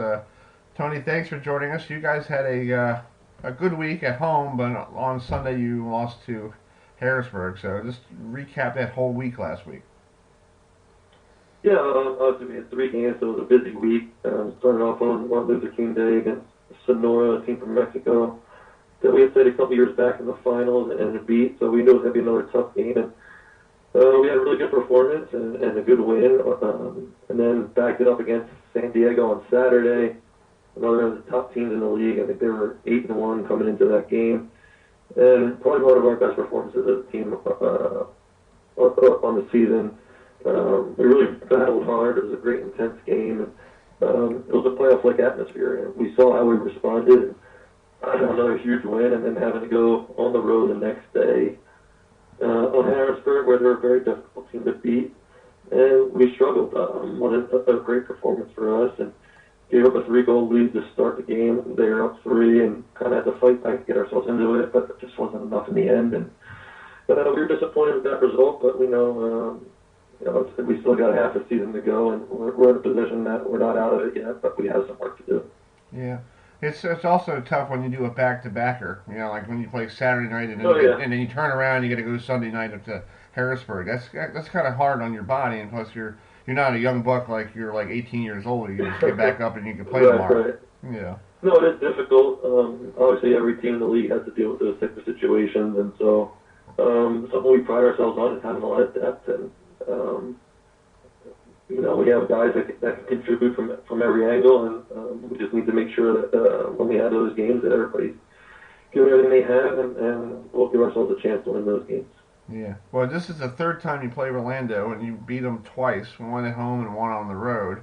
So what's the difficulty? So we actually lost once to them. We lost to them. Oh, you do? Okay. Actually. And the website's kind of different. So, okay, my bad. Sorry about that. Well, the one you played in Orlando, you won 14-5, right? Yeah, that was the one in Baltimore. We lost to them, I believe it was 5-4 in overtime. Okay. Or 6-5, something like that. Okay. Anyway. So what was it's a long season. So anyway, so talk about Orlando. What do they bring to it? I know they're having some issues with ownership and struggling to stay afloat. Right. So just talk about going down there and is it a decent crowd down there? Not normally. I think they get a few hundred people. Okay. So it's difficult. You go down here. It's beautiful weather. You're in a nice hotel. And so we got to have that mindset that it's a business trip and it can't get caught up on the other things. And we got to bring our own energy. And when I came down here before, it was another back-to-back games where we played Florida Tropics the night before.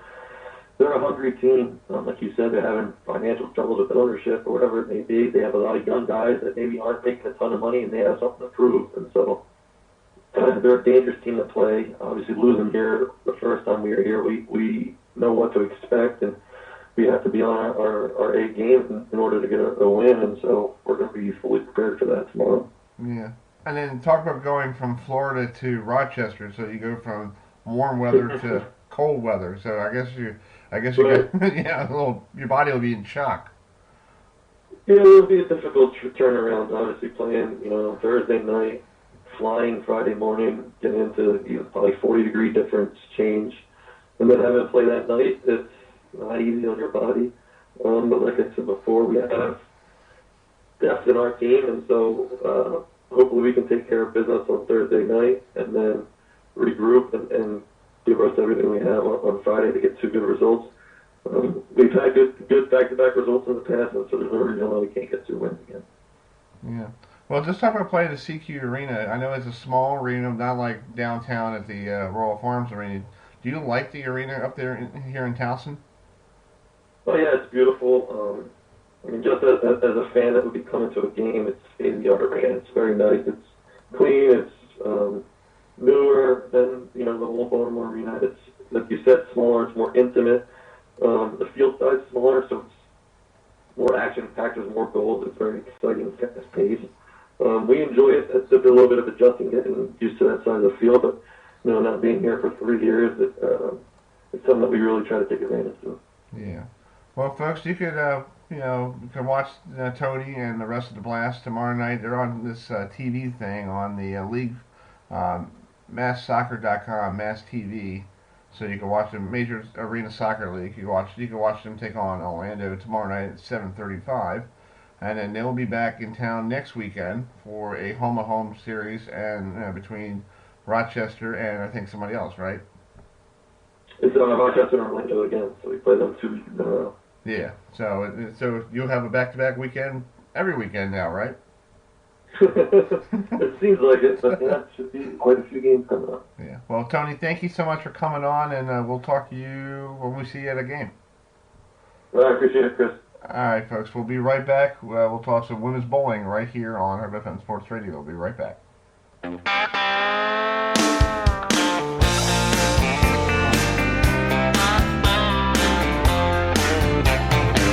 She said, I seen you in here before. I said, I've been here a time or 2.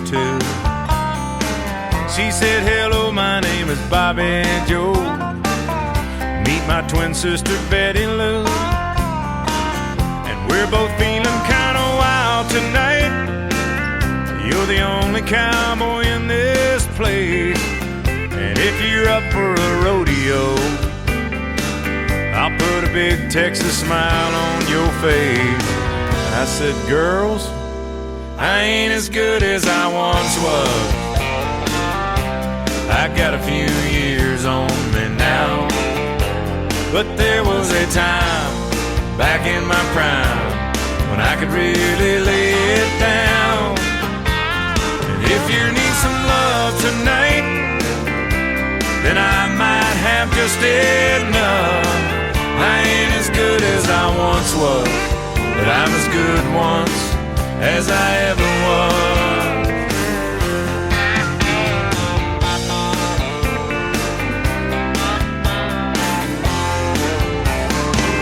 I still hang out with my best friend Dave. I've known him since we were kids at school. Last night he had a few shots, got in a tight spot, hustling a game of pool with a couple of redneck boys, one great big bad biker man. I heard David yell across the room, hey buddy, how about... Alright folks, welcome back to the Sports Desk here on HerbFM Sports Radio, 8:16 Eastern Time, 7:16 if you're in Iowa. We're talking to Nicole DePaul. She is the bowling coach for the men's and the women's bowling coach there for the Peacocks out there in Upper Iowa. So, Nicole, where is Upper Iowa located? I know tomorrow I'm going to see Iowa take on Maryland in basketball. Where are you guys located? So if you're looking at the state of Iowa, it's mapped. If you locate Waterloo and then locate Dubuque and create, I guess, a triangle from Dubuque to Waterloo and do a point, we are an hour and a half northeast of Waterloo, give or take, and we are an hour and a half northwest of Dubuque. So we're in a small little town in the northeast part of the state. Oh, okay. Wow. Yeah, very tiny. Very tiny. Okay. Yeah. Yeah. So let's talk about your men's squad. So you're the coach for the men's team as well. So how's your gentlemen doing with their schedule? We'll see where you guys are this week. There's not a lot of men's. Yeah, go ahead. Well, originally we were going to be off this week. However, we've been able to fit a tournament in. It's a one-day tournament in Wisconsin at a university called Tierbo, if I say it's the university name correctly. So they're actually getting to bowl this weekend. That's cool. I had planned it where they were going to have this weekend off, but we had to withdraw from the Kegel tournament in Addison because we got hit with a massive snowstorm. And so I wanted to find a tournament we could potentially replace it with, and we had a free weekend, and they opened their arms to us, and so they'll be traveling on Saturday morning to go up there. Oh, that's cool. So you do you go with the guys, or you stay back in home base? So we have an assistant coach, and my assistant coach and I work together on the schedule in terms of which tournaments I can go to and which tournaments he can go to.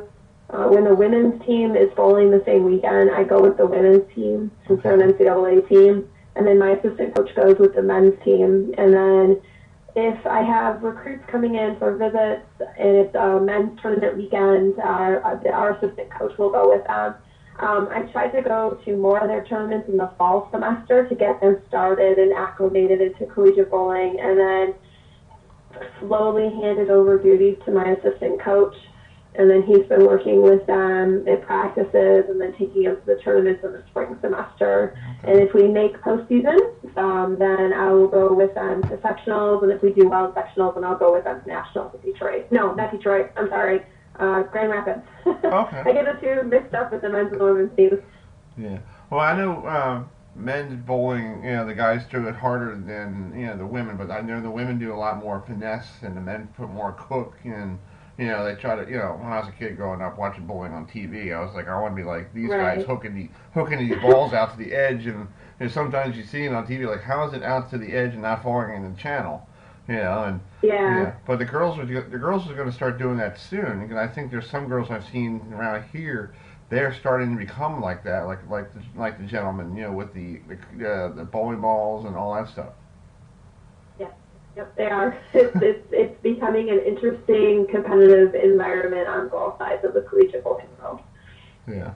So this week, you guys, so for the women's side, we'll see where they going. So I'm pulling up your schedule, so as we speak. The women are off this weekend. Okay. The next tournament we go to is in Arkansas at Arkansas State's tournament. Theirs is called the Midwinter Invitational. Okay.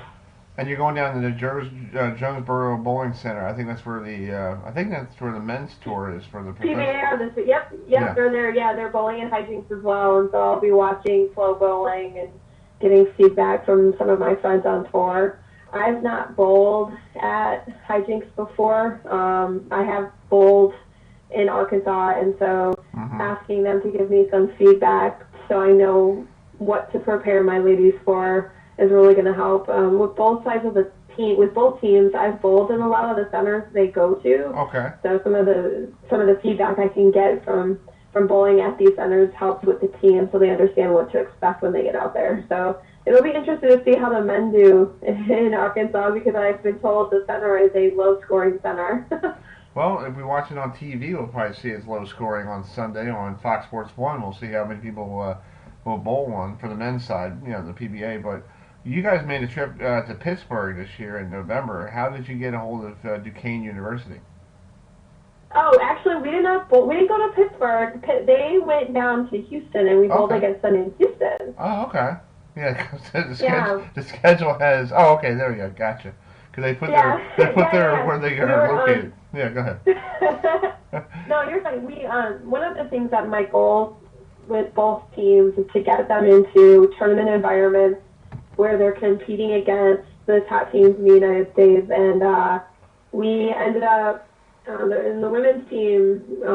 I was going to take them to Houston regardless. I lived in Houston for 8 years. I have a lot of support system in Houston, and so when I found out Duquesne was going to be there too, I thought, wow, this is cool. We'll get to see East Coast team bowling against us or with us for the tournament. And we ended up bowling against them. Oh. They kicked our butts, but it was fun. The best part about it is we all ended up on the same flight returning back to our respective home states. And so my team got a chance to spend some time with Duquesne on the flight from Houston to Chicago. And I love the Duquesne coach. She's amazing. I love Jody. She's a great person. She's done a fantastic job at the program there. Yeah, we were trying to get her on the show tonight, but I guess she had some one of her players getting some kind of special award. So I guess or something like that. She sent me an email, but we'll get her on next week because we do it every Wednesday here. So anyway, just talk about your ladies. What is who's if you have the starting five? I know there's 5 bowlers on the team. So just talk about your ladies and who's going to be starting if you had a tournament this weekend. So we have had 3 solid players right now who have rotated positions on the roster, either bowling in the 3rd, 4th, or 5th position. I would say the biggest contributor of the team is Deanna Hopkins. She's from Waco, Texas. She was a sleeper at first with the team. I watched her blossom as a junior bowler about 2 years ago and somewhat followed her on and off throughout the last year before I reached out to her and she reached out to me to get her to sign with UIU. And so she has taken the leadership role on head on for the team. When I need a clutch shot, she goes out there and does it for us. She's the highest averager on the team. She's got the highest spare percentage. And so having her in the roster is really important for us. The other lovely lady, Kendra Anifer, she's from Lamont, Illinois. She was a state qualifier for her high school team, and she's able to generate ball motion, which is conducive to what we see at the NCAA level. A lot of tournaments we bowl, we're constantly moving the ladies left. Mm-hmm. And so she has the ability to create this ball motion where I can keep moving her left and she can still hit the pocket. So she's been instrumental in terms of throwing a clutch strike when I need it. And she rarely crumbles under pressure. So she's been a fantastic contribution to the team. And then our other one, Nicole Reynolds, she comes from Georgia, and she has similar ball reaction, ball motion, and can read the lanes well like Kendra. And so having Nicole she typically sits in the 4th slot or the 5th slot, depending on where we're at and depending on who we're bowling against as well. She's able to work with Kendra, and Kendra is able to work with her. And they can figure things out and work off of each other's shots, pay attention to transitions. So they contribute. Both Nicole contributes a lot too as well. And so I feel like those 3 are the big ones. And then the other 4 I have, it really depends on the type of shot we're dealing with. There have been times where I've had Isabel Burgess-Bacon in there. She's my lefty, because we are going into a tournament and there are a few lefties in the field, and so it means she's got the entire lane to play for all 5 games. And so I'll put her in because I know she won't have to worry about moving right or trying to move left. And then I have Marissa McAuliffe.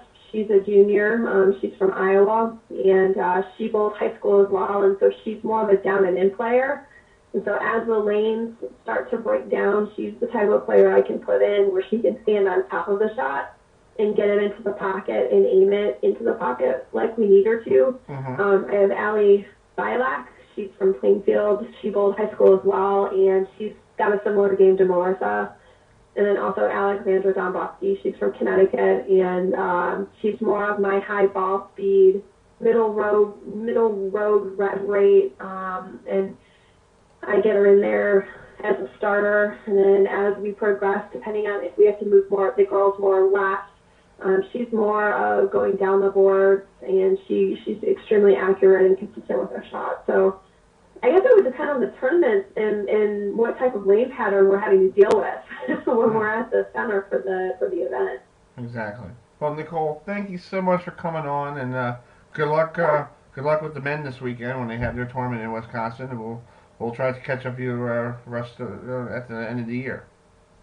Absolutely. Thank you for having me on. You're welcome. We'll be right back here with our good friend Lucas Auerbach, who is actually up in Boston College right now, getting for that game at 9 o'clock on the ACC network. We'll join him shortly, right here on HerbFM Sports Radio. She packed my bags last night, pre-flight. 0 hour, 9 a.m. And I'm gonna be high as a kite by then.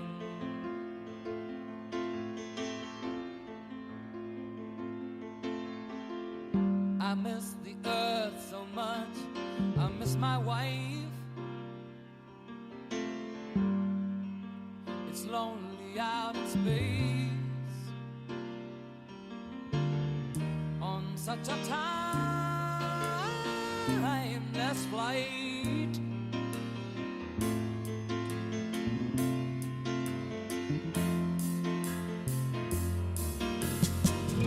And I think it's gonna be a long, long time till touchdown brings me round again to find I'm not the man they think I am at home. Oh no, no, no, I'm a rocket man, burning out his fuse out there at home.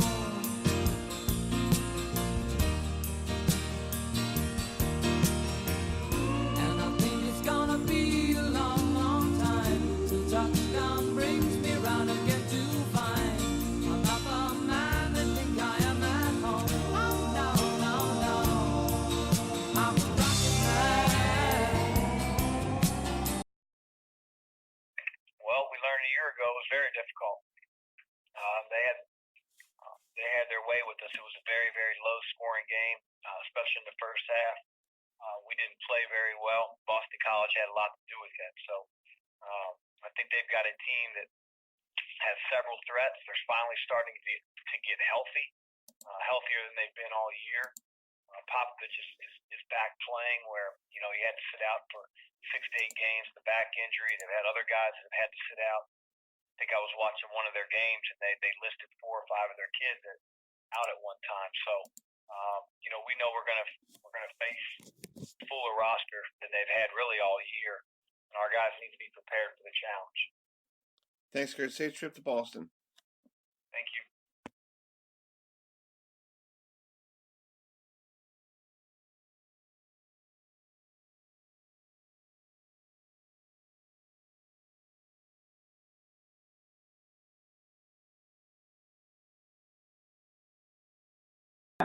All right, folks. That was Coach Mack from Louisville. Speaking of Louisville, they're in Boston right now, tonight at 9 o'clock on the ACC network in a half an hour. But we have Lucas Auerbach with us, who writes for the Louisville Cardinals for the Courier down there in Louisville. So, Nicholas, thanks for coming up. Thanks for coming on. How was the flight up to Boston today? It was good, man. Didn't get diverted through didn't no delays or anything, so it's all good. Reporting here live from the hallway outside the locker room, so I made it here with plenty of time. How are you doing? Oh, we're doing great. So big game tonight for Louisville because they're 8-1 in the ACC. They're now basically going to be probably the number 1 team in the conference because Florida State lost to Virginia last night. But Boston College is one of those squeaky little teams that. Yeah, I know with their record 10-10, 4-5 in the ACC, but last year Louisville forgot how came up there and got blown out of the gym by Boston College.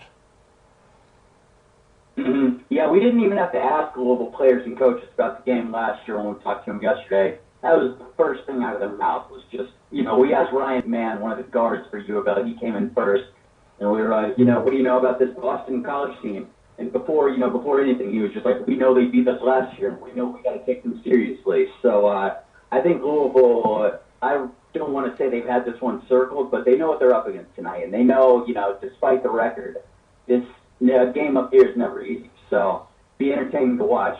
We'll see what happens. Yeah. Well, you're on a road trip, and then you got to go Saturday to NC State, and NC State's another tough team as well. So that's it's going to be a tough road trip if you guys don't do well tonight and Saturday.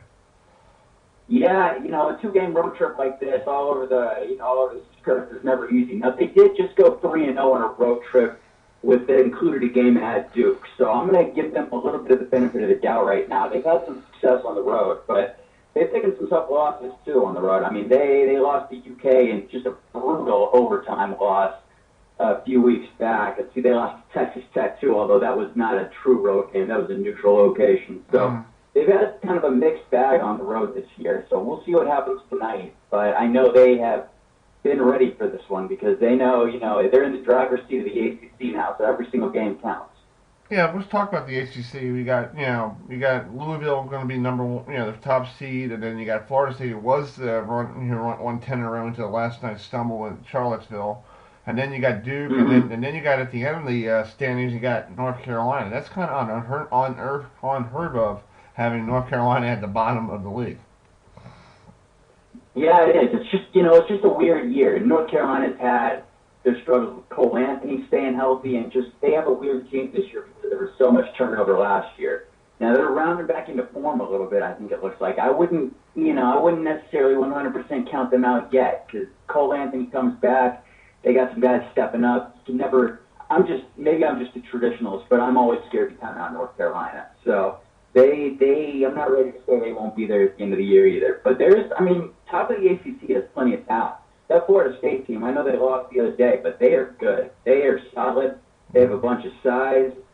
Duke obviously speaks for itself. Louisville is deep and talented. So there are a lot of teams. Like anybody, and even not the top three teams, there's plenty of talent throughout the conference. Anybody can really beat anybody in this league this year. So it's tonight we'll see how Louisville does. They're favored, but like I was just saying, anybody can beat anybody. So we'll see how it goes. Yeah. And I'm looking at the schedule for the month of February. It doesn't get even easier. You got NC State on Saturday, and then you got a home game against Wake Forest, and then you got to play defense against Virginia, and then you got to go back on the road. Right. Back on the road because I think Virginia's just like watching the. I'm using a football analogy, like the '85 Bears playing basketball. They know. Yeah. Yeah, they know how to block. I like that analogy. Yeah. And then you guys are home, and then you got Florida State at the end of the month, on the 24th of February before March, and that's when everything starts rolling. I got that one circled, man. That Florida State rematch is going to be a whole lot of fun. I know they got beat last night or the night before, but they are a good team. They're big and talented, so Louisville's got a long way to go before they get to that game, but that is definitely one that I have circled. Of course, there's a couple other good games in February, too. That Virginia game, which should be a good one. I'm interested to see how they do against Virginia Tech. I want to get a look at that Virginia Tech team, but they cool off a little bit. But I've heard a lot of good things, their new coach and all that. So Louisville's going to have some challenges coming up, starting with tonight. Yeah, and the funny thing is they don't play another game with Duke or anything, or Notre Dame, so that's pretty interesting. Yeah, they got that Duke game out of the way early, and that was such a big win for them. Louisville really needed that big capstone win on the year, and you go at Duke and win there. That you don't get a much bigger regular season win than that. So I think they're pretty happy to have that one behind them. But yeah, no, it doesn't get any easier. It's challenges every night. Louisville's won 6 straight now, but they can very easily drop a few in a row. It's tough to say. Right, exactly. Well, Lucas, thank you so much for coming on. I know you just got there, and I know you're going to get yourself ready to cover this game. And good luck with the coverage you do for down there in Louisville. And if you want to watch this game, folks, it's on the ACC network coming up at 9:00 on the ACC network. But Lucas will be there writing his story, and you can read it online tomorrow morning, right?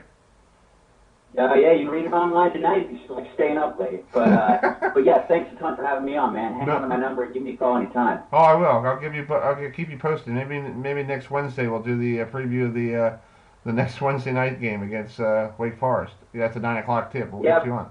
Yeah. Absolutely, man. Give me a call anytime. Thanks again. All right, buddy. We'll be right back here with. We'll talk to Joey Chandler, who is the North Carolina Wilmington beat writer, right here on HerbFM Sports Radio. As the snow flies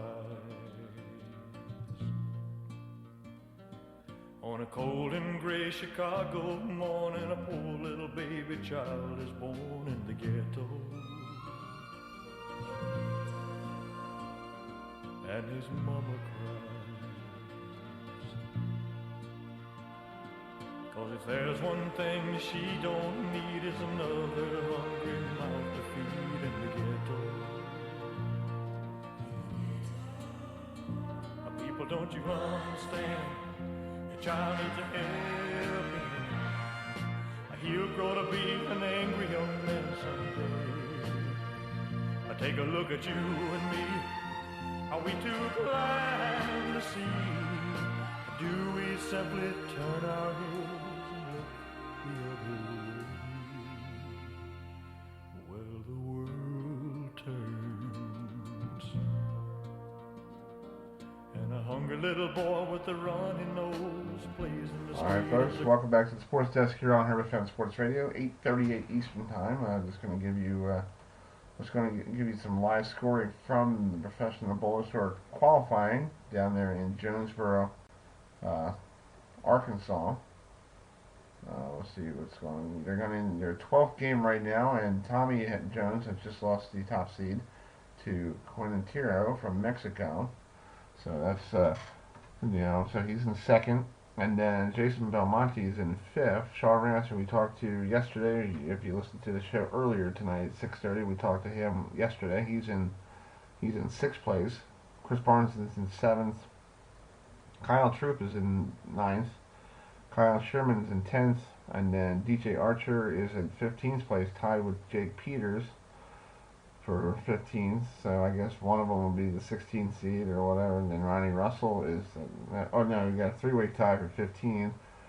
EJ Tackett's at 13, and our good friend Jacob Buttriff, who is dealing with the same injury that, Norm Duke has, who had to pull out this week's tournament. So we thought that's what's going on. So that's your score update for the PBA. Let's give you some ESPN stuff here. Folks, thanks for joining us here on HerbFM Sports Radio every Wednesday night. We're live from 6:30 to 9:30, or if we have some other great stuff as well. Tomorrow we'll be on the road down to College Park this time tomorrow night for the Maryland-Iowa game, so hopefully we'll put some of that good stuff on the program tomorrow. Let's go to the ACC real quick here. Alright. Right now, with 6 minutes left in the second half, Notre Dame has a 74-66 lead over the Wake Forest Deacons, and then we talked about the Louisville game coming up tonight at 9 o'clock on the ACC network. And let's check in with the Big Ten, what the Big Ten is doing.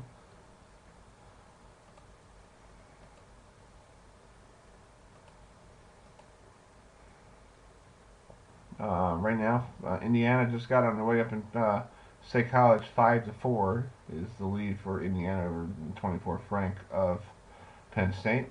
And then Michigan State blew out Northwestern tonight, 79-50. So Michigan State is 8-2 in the Big Ten. Let's look at the standings for the Big Ten here. Pull it up here on the schedule here. Big Ten, you got Michigan and Illinois.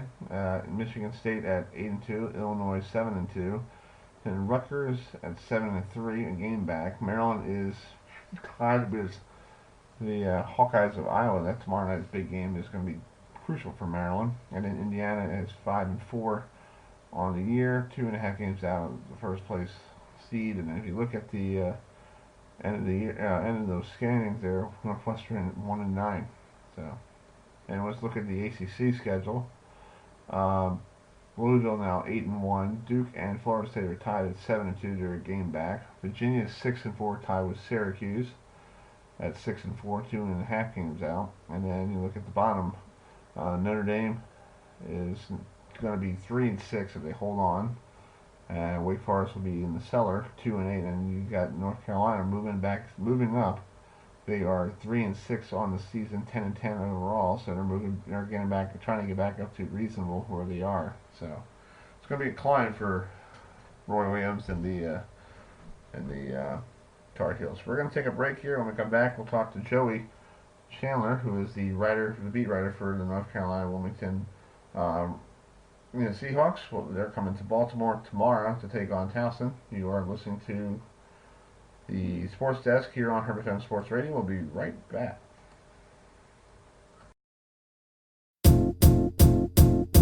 It might seem crazy what I'm about to say. Sunshine, she's here. You can take a break. I'm a hot air balloon that could go to space. With the air, like I don't care, baby, by the way. Because I'm happy. Clap along if you feel like a room without a roof. Because I'm happy. Clap along if you feel like happiness is the truth. Because I'm happy. Clap along if you know what happiness is to you.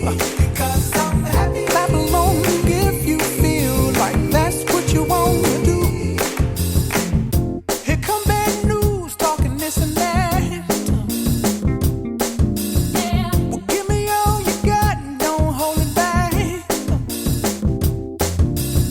Well, I should probably warn you, I'll be just All right, fine. folks. Welcome back to the Sports Desk here on HerbFM Sports Radio, and we have the beat writer for the North Carolina Wilmington, Joey Chandler, with us. She's on the line with us. North Carolina Wilmington is rolling into Towson tomorrow to play a red-hot Towson Tigers squad. So with the interim coach. So Joey, thanks for joining us. Talk about this interim coach. Coach CB McGrath got let go earlier in the month. So what do you like this new coach is doing for the Seahawks? Thanks for having me this evening. Really appreciate it. Coach Rob Burke has done just an excellent job with UNCW since taking over. His energy level is hard to match. Even the players have said that his energy never stops, whether it's film or in a game or in practice, and he challenges the kids to come up to his level, and you can really tell they've responded. You can tell the crowd has responded. Even in the close loss to Hofstra, which was the first game for Burke, you could just feel a different atmosphere inside Trask Coliseum, which a couple days later actually turned into that win against Northeastern. Everyone kind of wondered, well, what does energy keep up when they head on the road? And then they were able to get a big win over rival Charleston, and what's a pretty hostile environment to play in there. The energy from Burke has just been incredible so far, and the players are definitely reacting to it and playing at a different level than they were heading into him taking over. Yeah. Well, what went wrong with the coach previously? What went wrong? Why was he struggling to try to, to get, it seems like you guys got a good person from North Carolina who is a disciple of Roy Williams, and then what happened? It's a very good question. I feel like that's still something a lot of people are wondering. Some were surprised he was let go mid-season. Some really weren't. But for whatever reason, it just wasn't working under McGrath. He didn't have that same level of energy that Burke is playing. He went through a lot. UNCW is one of the youngest programs in the entire nation in Division I. At the moment, there were 2 players that left before McGrath was fired. Had your starting point guard, Kai Taves, who actually went back to Japan and is playing professional ball now. Had another transfer guard who came in, and he actually left during the season. So just kind of having a hard time retaining guys, and just once they got into that slump, they just seemed to be struggling to get out. And I just think that UNCW felt like now is the time to let him go and get that search started and see what we can do to build up the program from here. Yeah, I was shocked to read that he was let go, and I was like, he was a nice coach, and I had him on the show a couple of times last year and all that stuff, and this year it seemed like he was, it just sounded like something just went completely wrong, just for, the way it is. Yeah, and even with that being said, the players, they were very upset when he left. They really were fond of the coach. They reached out to the coach after their victory. Hey, we're playing for you. But I don't know exactly what it was with that chemistry, but ever since Burke has taken over, it's like a completely different team out on the court now. Yeah. Well, let's talk about this game tomorrow night up in Towson. Towson's on a 6-game winning streak. They're clicking. They're playing a good defense. I saw Pat Scarry the other morning at the bagel shop around here, so I stopped in and say hello to him. It's like a small world where I live in. It's pretty funny. But it's like Cheers. Sometimes I think I'm on Cheers, the TV show. But anyway, just talk about this game. This is a crucial game for to see if this new interim coach could actually fire him up on the road. Yeah, I think it's definitely a crucial game. I thought it was very interesting when Burke first took over. He made sure to let everyone know, here are the goals we've set. And one of those goals was we want to try to finish 6th in the league, which he understands is a very big task considering they are only 2-7 in the conference right now, where they have won their last 2 games, which was coming off of a 12-game losing streak. So they're playing very confident right now. And after the road win on Charleston, I feel like one thing Burke has said is they're not playing with any pressure on them right now. The pressure is on who they're playing. The pressure was on Charleston. Now he's saying the pressure is on Towson because the stakes are a lot higher for those teams. They're in contention to win that CAA regular season championship. UNCW is not. So they feel like that's kind of an advantage for them going in, is they can kind of play more loose and free, and it's kind of the other teams to lose at this point. Mm-hmm. Hey, I was just looking at the tournament coming up in D.C. You don't want to be the open round game because if you're the opening round, you play the first seed on Sunday. Right, which is one of the reasons his goal was, hey, let's try to sneak into that number 6 spot. Not going to be easy to do, but it could be a pretty big advantage if they do want to make a run. Yeah. Come the DC.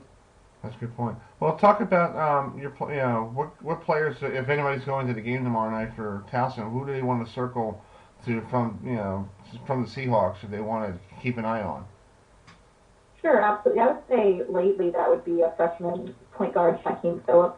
He's been a good player all season, but just the past couple games, he's really came to life. He had 17 points against Charleston, and he's a really good player. He's able to pull up. He's got a really good mid-range shot, which I know people a lot of times say that's something maybe is a lost art now more than it used to be. And once he gets going, he's very difficult to stop. But I just feel the way he's been playing lately, that would definitely be someone I would prefer to watch out for tomorrow night.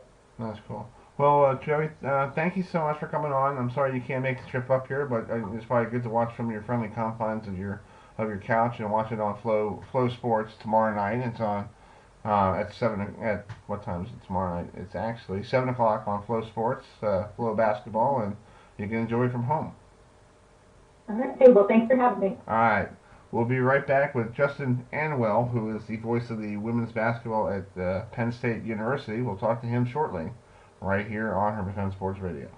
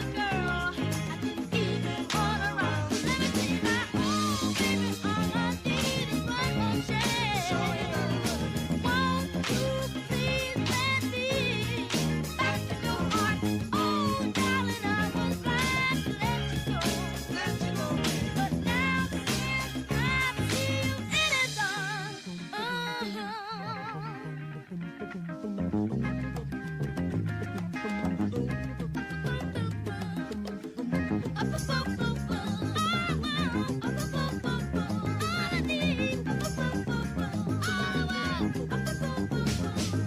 folks, welcome back to the Sports Desk here on HerbFM Sports Radio. Coming up at the top of the hour at 9 o'clock, or half an hour left on the show, we'll talk to Justin Anwell, voice of the Penn State women's basketball, and then we'll talk to Christina Luckhart, who is the vice president of the Baltimore Blast fan club.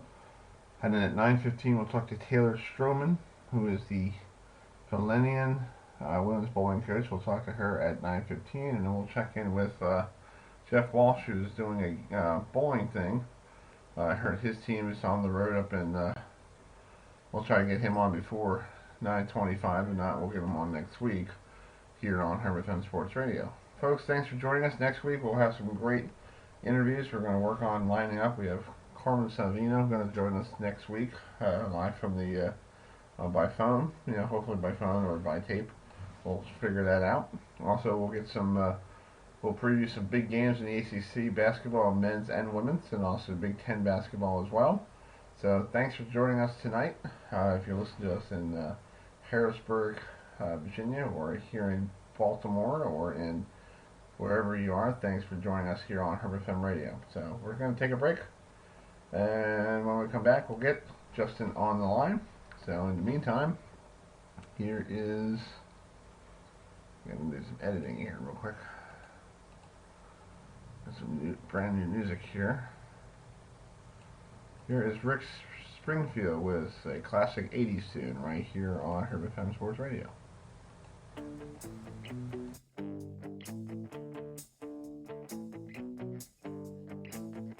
Jesse is a friend. Yeah, I know he's been a good friend of mine.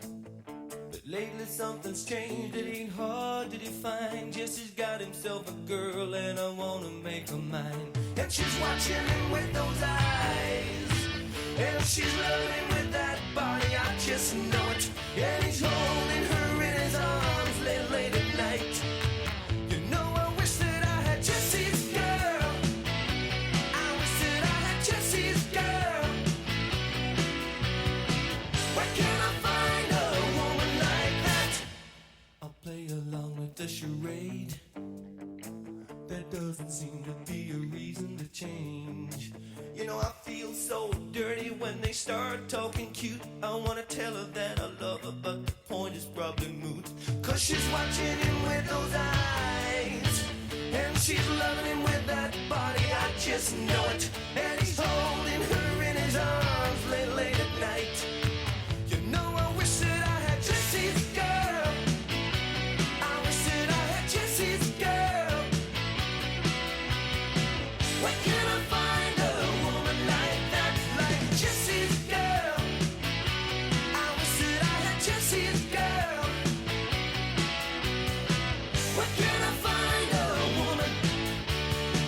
Where can I find a woman like that?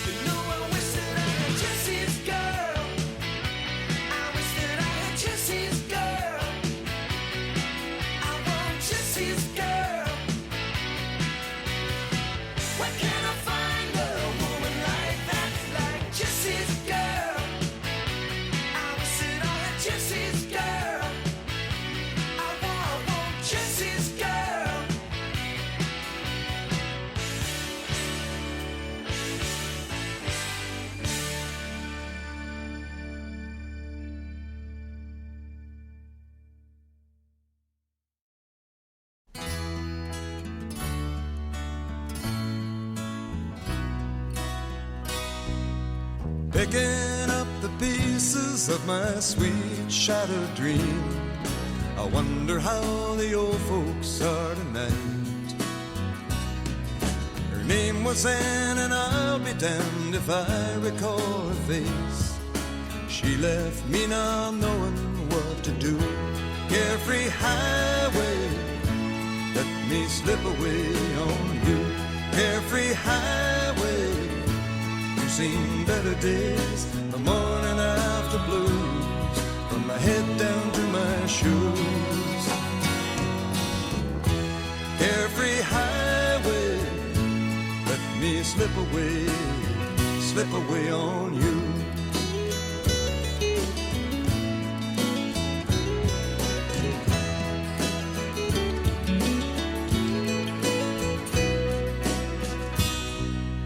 Turning back the pages to the times I love best, I wonder if she'll ever do the same.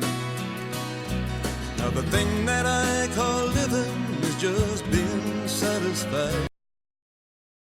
Alright folks, welcome back to, it's 8:59 here on HerbFM Sports Radio. It's almost 9 o'clock. We're going to our last 30 minutes of the show here. We got Justin Antwell, who is the voice of the Penn State women's basketball team.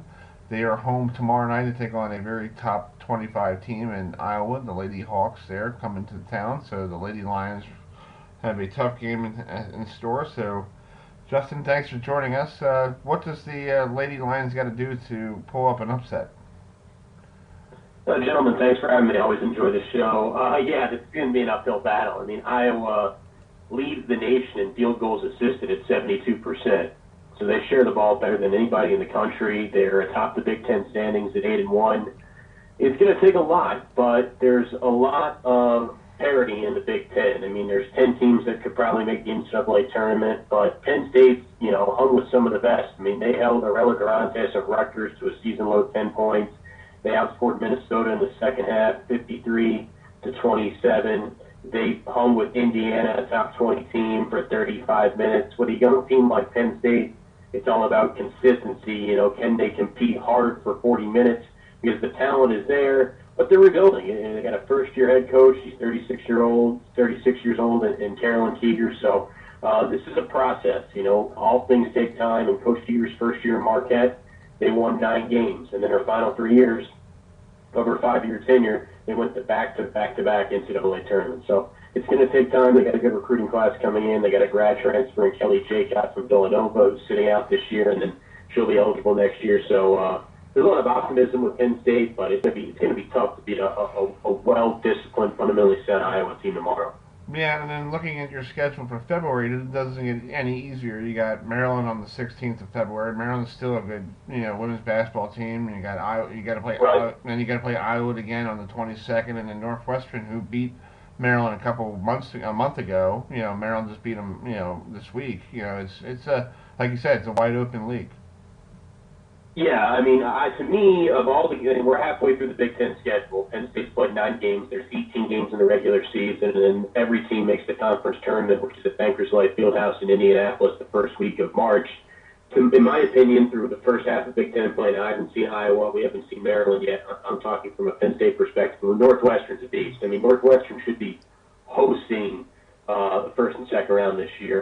Coach McEwen's club is just tremendous. They're big, they're physical, they're well balanced. They can score at all 3 levels. That's driving, mid-range, and beyond the arc. But yeah, the schedule doesn't get any easier. But for Penn State, if they get hot for 1 weekend in March, and we've seen crazier things happen, well, then they can get to the NCAA tournament. Because for their sake right now, that's probably the only way they get to the NCAA tournament. Unfortunately, they just had some slip-ups in non-conference play and are kind of behind the 8 ball in Big Ten play.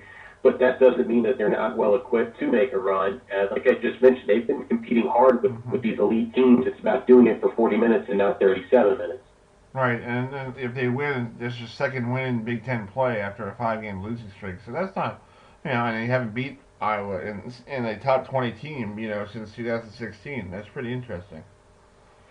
Yeah, it is. And if they need to pull this upset, they're going to need Kamari McDaniel to be Kamari McDaniel. I mean, I know a lot of talk about Kobe Bryant. I mean, her idol's Kobe Bryant, and she's trying to emulate what Kobe does, just kind of have that Mamba mentality and put the team on her back.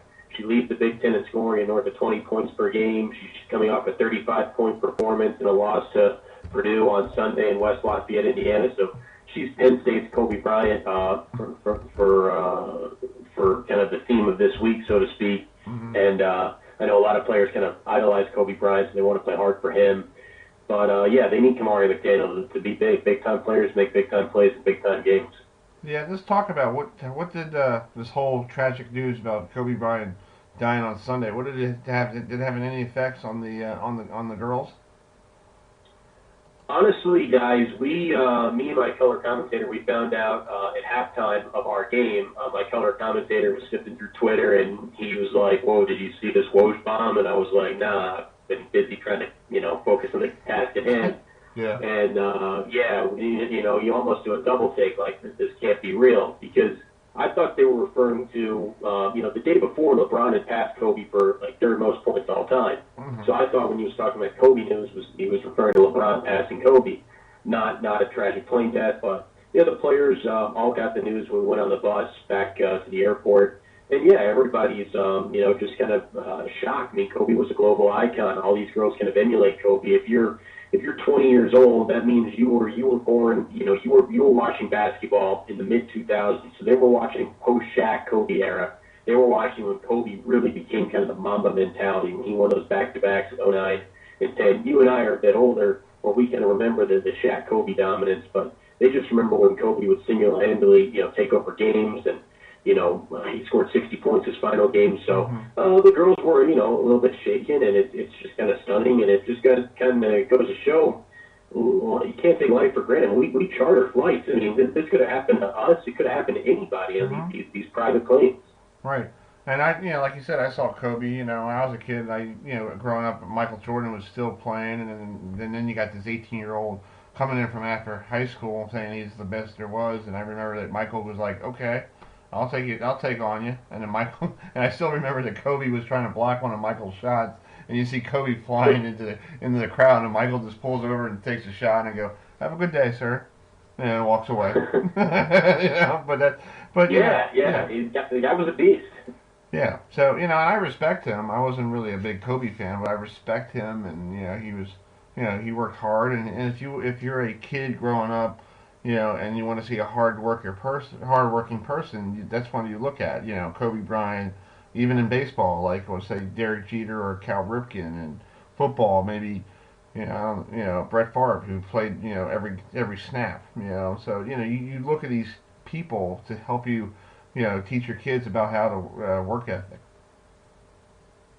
Yeah, sure, absolutely. And, he was playing in a huge market in L.A. So this was a kid that had to really mature at a young age, at 18, and he thrived in L.A. He stayed with one team for 20 years. That's really rare. I mean, Derek Jeter, Cal Ripken, I mean, you could, in one hand, Tom Brady, but Tom Brady's a free agent. He may go to elsewhere. It's really hard, guys, to play for one team for 20 years. And, even Joe Montana went to another team. Peyton Manning went to another team. Brett Favre went to another team you just mentioned. So it's really hard to kind of have loyalty to an organization. And, through the trials and tribulations with the Lakers, he showed faith. And I know LA's mourning his tragic death. Yeah, it's not like he played in Memphis or Toronto, where Toronto they won the championship last year. But still, he played in L.A. and everywhere you go, it's just like New York. They follow you with cameras. Sure, yeah. He was, he's inspired a whole generation. I mean, how many people kind of wad up a piece of paper and they kind of do a fadeaway at their trash can at their desk, yell Kobe. I mean, that's just the kind of impact that this man has had on young women. And, he was a big advocate for women's basketball, too. I know we're kind of talking about women's basketball right now. His daughter, Gigi, sadly passed on Sunday, probably was going to go to UConn. I mean, that's how much he loved Coach Auriemma and UConn hoops, and I know they had a lot to say about her. And obviously, genetically, she's probably pretty gifted. Even though she was 13, she's probably still developing. Her father's 6'6" and a phenom. Her mom's pretty athletic too, so she was going to be a good player. So it's just tough in the women's game too. Yeah. Well, Justin, I hope you enjoyed tomorrow night's game. When you do the broadcast, and you can listen to him. I think you can listen to. Are you guys part of the TuneIn app, or where can people listen to? Yeah, so search WRSC WRFC on the TuneIn app, and it's free. Coverage starts at 7 o'clock Eastern Time from the Bryce Jordan Center. That's cool. Well, I hope to run into you hopefully before the end of the season, or we'll catch up to you before the end of this, before Big Ten play starts. Yeah, the tournament. Absolutely. You guys got my number. Always a pleasure catching up. Enjoy the Maryland-Iowa men's game tomorrow. I will. All right, man. Thanks for coming on. We'll be right back here on the Sports Desk here on HerbFM Sports Radio.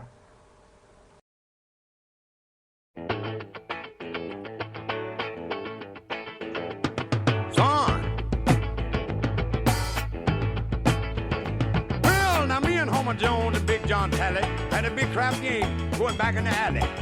And I kept rolling them 7 and winning all them parts. My luck was so good I could do no wrong. I just kept on rolling and controlling them bones. Finally they just threw up their hand and said, when you hot, you hot. I said, yeah. When you're hot, you're hot. And when you're not, you're not. Put all the money in and let it roll again. When you're hot, you're hot. La la la la la. La la la la la. La la la la la. When you're hot, you're hot. Well, now every time I roll them dice, I'd win. And I was just getting ready to roll them again. When I heard something behind me, I turned around and there was a big old car. He said, hello, boys. Then he gave us a grin and said, look like I'm going to have to haul y'all in and keep all that money for evidence. I said, well, son, when you hot, you hot. He said, yeah, when you're hot, you're hot. When you're not, you're not. You can explain it all down at City Hall. I said, yeah, when you're hot, you're hot. La la la la la la. La la la la la. La la la la la. When you're hot, you're hot. Well, when he took us into court, I couldn't believe my eyes. The judge was a fishing buddy that I recognized. I said, hey, Judge, old buddy, old pal. All right, folks, welcome back to the Sports Desk here on HerbFM Sports Radio. And we're going to switch back to the Baltimore Blast. This is their fan club, a very popular fan club for the arena team. They are there every home game. You could see their little table right down before the other side, before when you get into the building. So, and they have some cool events coming up. So we have Christina Lockhart with us, the vice president of the Baltimore Blast fan club. So, Christina, thanks for joining us this evening. Just talk about the fan club real quick, because a lot of people don't know about it. So, how did it get started? Well, they've actually been around since pretty much the beginning. It's been a long, long time. I do believe we are the only fan club left in soccer now. I think Harrisburg was the last one, and I believe they folded maybe a year or two ago. So we've been around a long time. Oh, wow. That's great. So you guys have something coming up the end of the year. You guys have this awards banquet you do for the team, and you guys vote and all that stuff. So when is because I think the website's not updated, but when is the awards banquet? Okay, so our annual awards banquet is coming up on March 4th at Columbus Gardens, where it's been held for the last several years. It's in Nottingham, Maryland. Okay. Tickets are on sale now. It's from 6 p.m. to 9:30. Okay, and you have the players and coaches. They all mingle with the people there as well, and then you guys give out the awards, right? Yes, all the players, the coaches, the trainers, everybody comes. Their families come. They join in with the Blast families. Players sit at the table with you, and then everybody kind of mingles around. It's good food, open bar, and then everybody will get their award. We'll have the DJ there, and hopefully the photo booth. We had the photo booth last year, which everybody loved.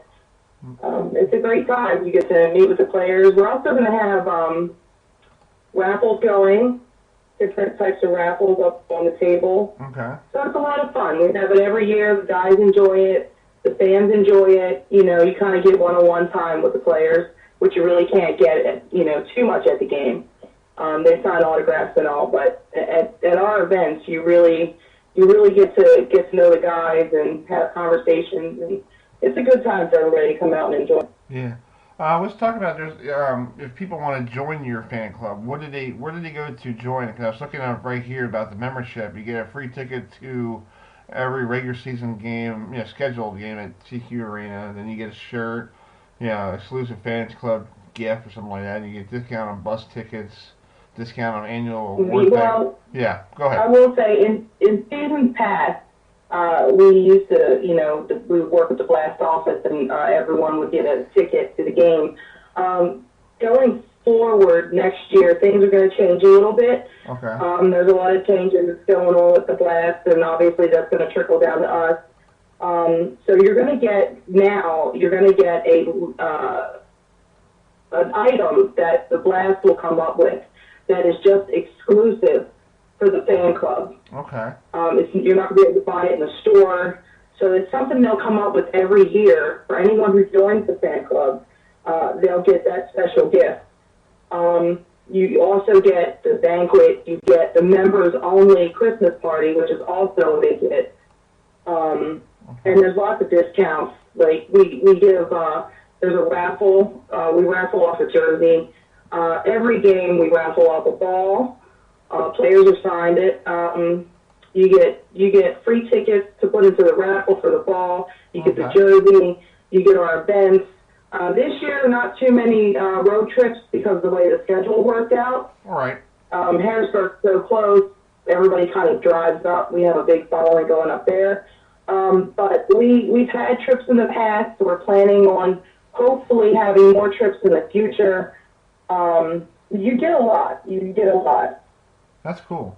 So where can you get discounts on anything we do? So nice. So where can people go and get more information to join this fan club? Because I know there's some young kids who want to play soccer, and that arena is really cool at CQ. It's very small. It's small, but they bring a lot of people in there. They do. Well, you can either, if you come into the game, you can either find us up on the concourse. You can come over to the table, or you can email blastfanclubpresident@gmail.com. You can message us through Facebook. There's plenty of ways to reach us, but we're always around. That's cool. Well, Christina, thanks for joining us tonight, and we'll try to catch up with you a little more down the road, and we'll keep in touch with the banquet coming up in March. Great, and like I said, tickets are on sale, and the banquet is not just for fan club members. Anyone can come to the banquet. It's just the fan club members will get a discounted price on their ticket. But it's March 4th, and you can get tickets. You can get tickets up until, I believe, February 21st. Yes, tickets are available until February 21st. $30 for adult members, $15 for the kids, and if you're not a member yet, it's $40 and $25 for the kids. Okay, cool. That sounds like fun. All right, Christina, we'll keep in touch. All right, thank you guys so much. All right, we'll be right back. We're going to wrap up the show with women's bowling with the head coach of some more women's bowling right here on HerbFM Sports Radio. We'll be right back.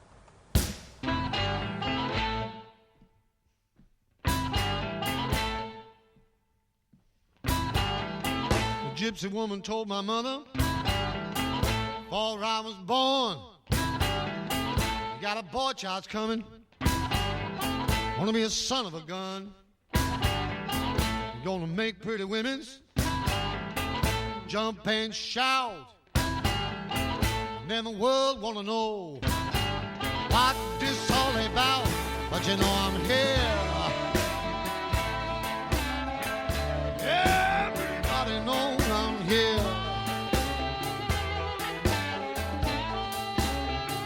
When I'm the hoochie coochie man, everybody knows I'm here.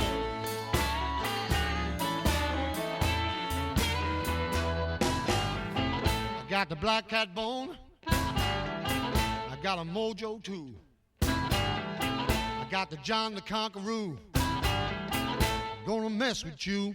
I'm gonna make you girls leave me by my hand, and then the world will know the hoochie coochie man. But you know I'm here. Everybody knows I'm here.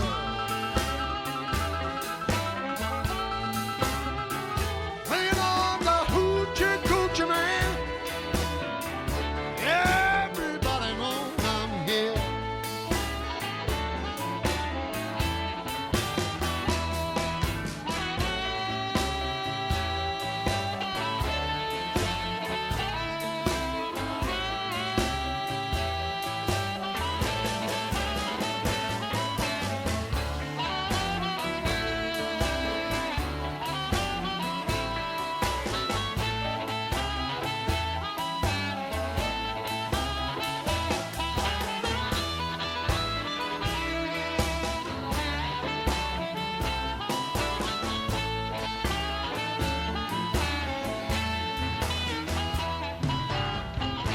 the 7th hour, on the 7th day, on the 7th month, the 7 doctors say he was born for good luck.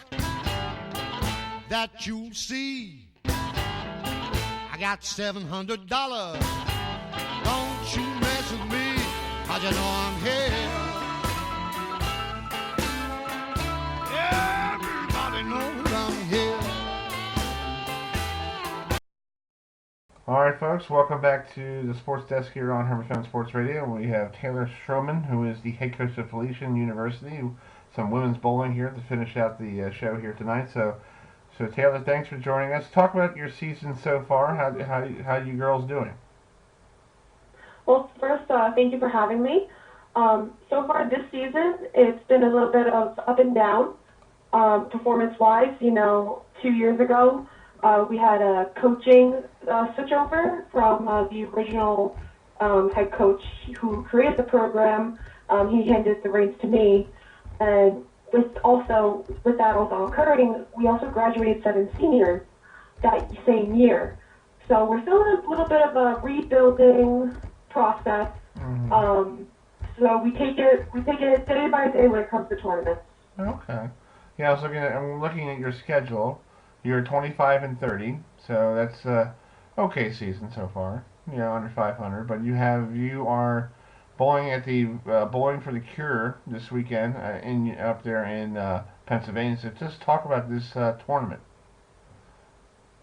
So this tournament actually started as a 2-day affordable way for coaches to get matches in. A couple of years ago, the host team was Kutztown University, and this year it changed over to Malloy College over in Long Island, excuse me. And it's held to be 2 one-day events. And I'm excited for this weekend. It's one of my favorite tournaments, actually. I love the way it's set up. On the first day, it's all traditional. On the second day, it's 5 Baker matches. I find Baker matches very exciting and fast-paced, which I enjoy coaching. And as a former bowler, I used to love Baker format. Right, exactly. Well, just talk real quick about your roster. You got a small roster. You got freshmen, sophomore, and juniors mixed into it. So, just talk about who's the best bowler out of that whole bunch. Well, average-wise, my captain Nicole is probably my best bowler. Her, along with my junior Jen Woolley and one of my sophomores, Mary Swindell, between the 3 of them, being my 3, 4, 5 hole, they're a pretty solid bunch. I do have a young team with my 2 freshmen and, even Natalie being a sophomore. I definitely have a very young team. I do have a small team, which sometimes makes it challenging, but, they work hard, they put in the effort, and they're willing to do what it takes to succeed. That's good. They work hard, and I know it's a small college. Where are you guys located in New Jersey? Because a lot of people, I'm from Long Island, so I'm trying to find this. Look, where is it located?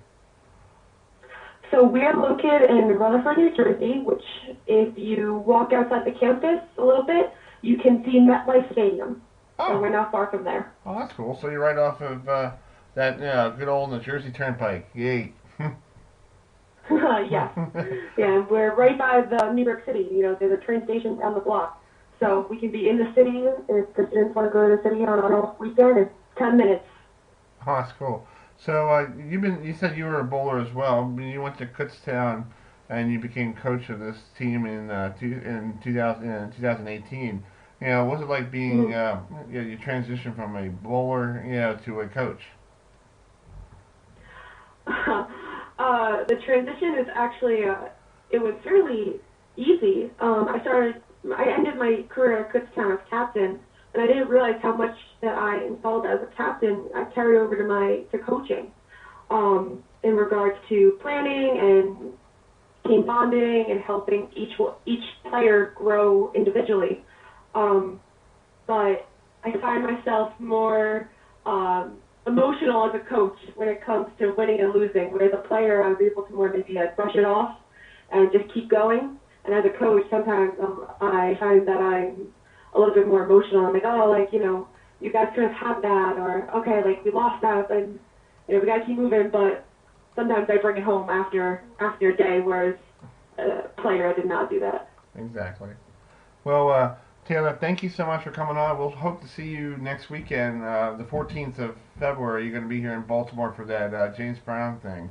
So we'll try to get a hold of you then.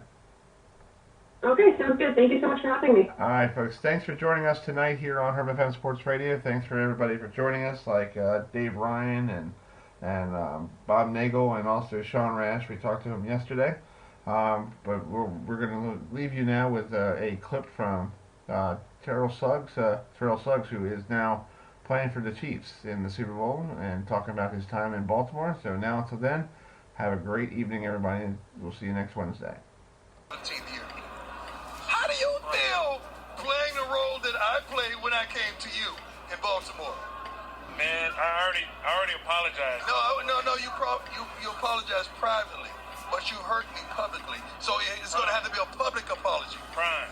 Yes. I am sorry for all the old jokes when you came and played us, and I hope you forgive me because now I'm one of the older guys in the locker room. I told you last week these kids is born in the 90s, and I'm just like flabbergasted. You know what I mean? I can't believe it. I'm one of the older guys in the locker room now, but you know, you came back to us when you was 37. I'm 37. It's crazy. It's crazy, man. It's crazy, but I am enjoying it, Prime. But you know what? You always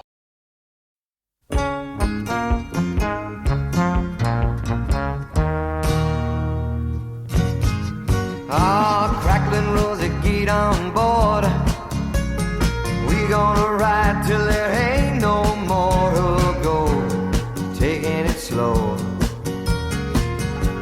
And Lord, don't you know, I'll have me a time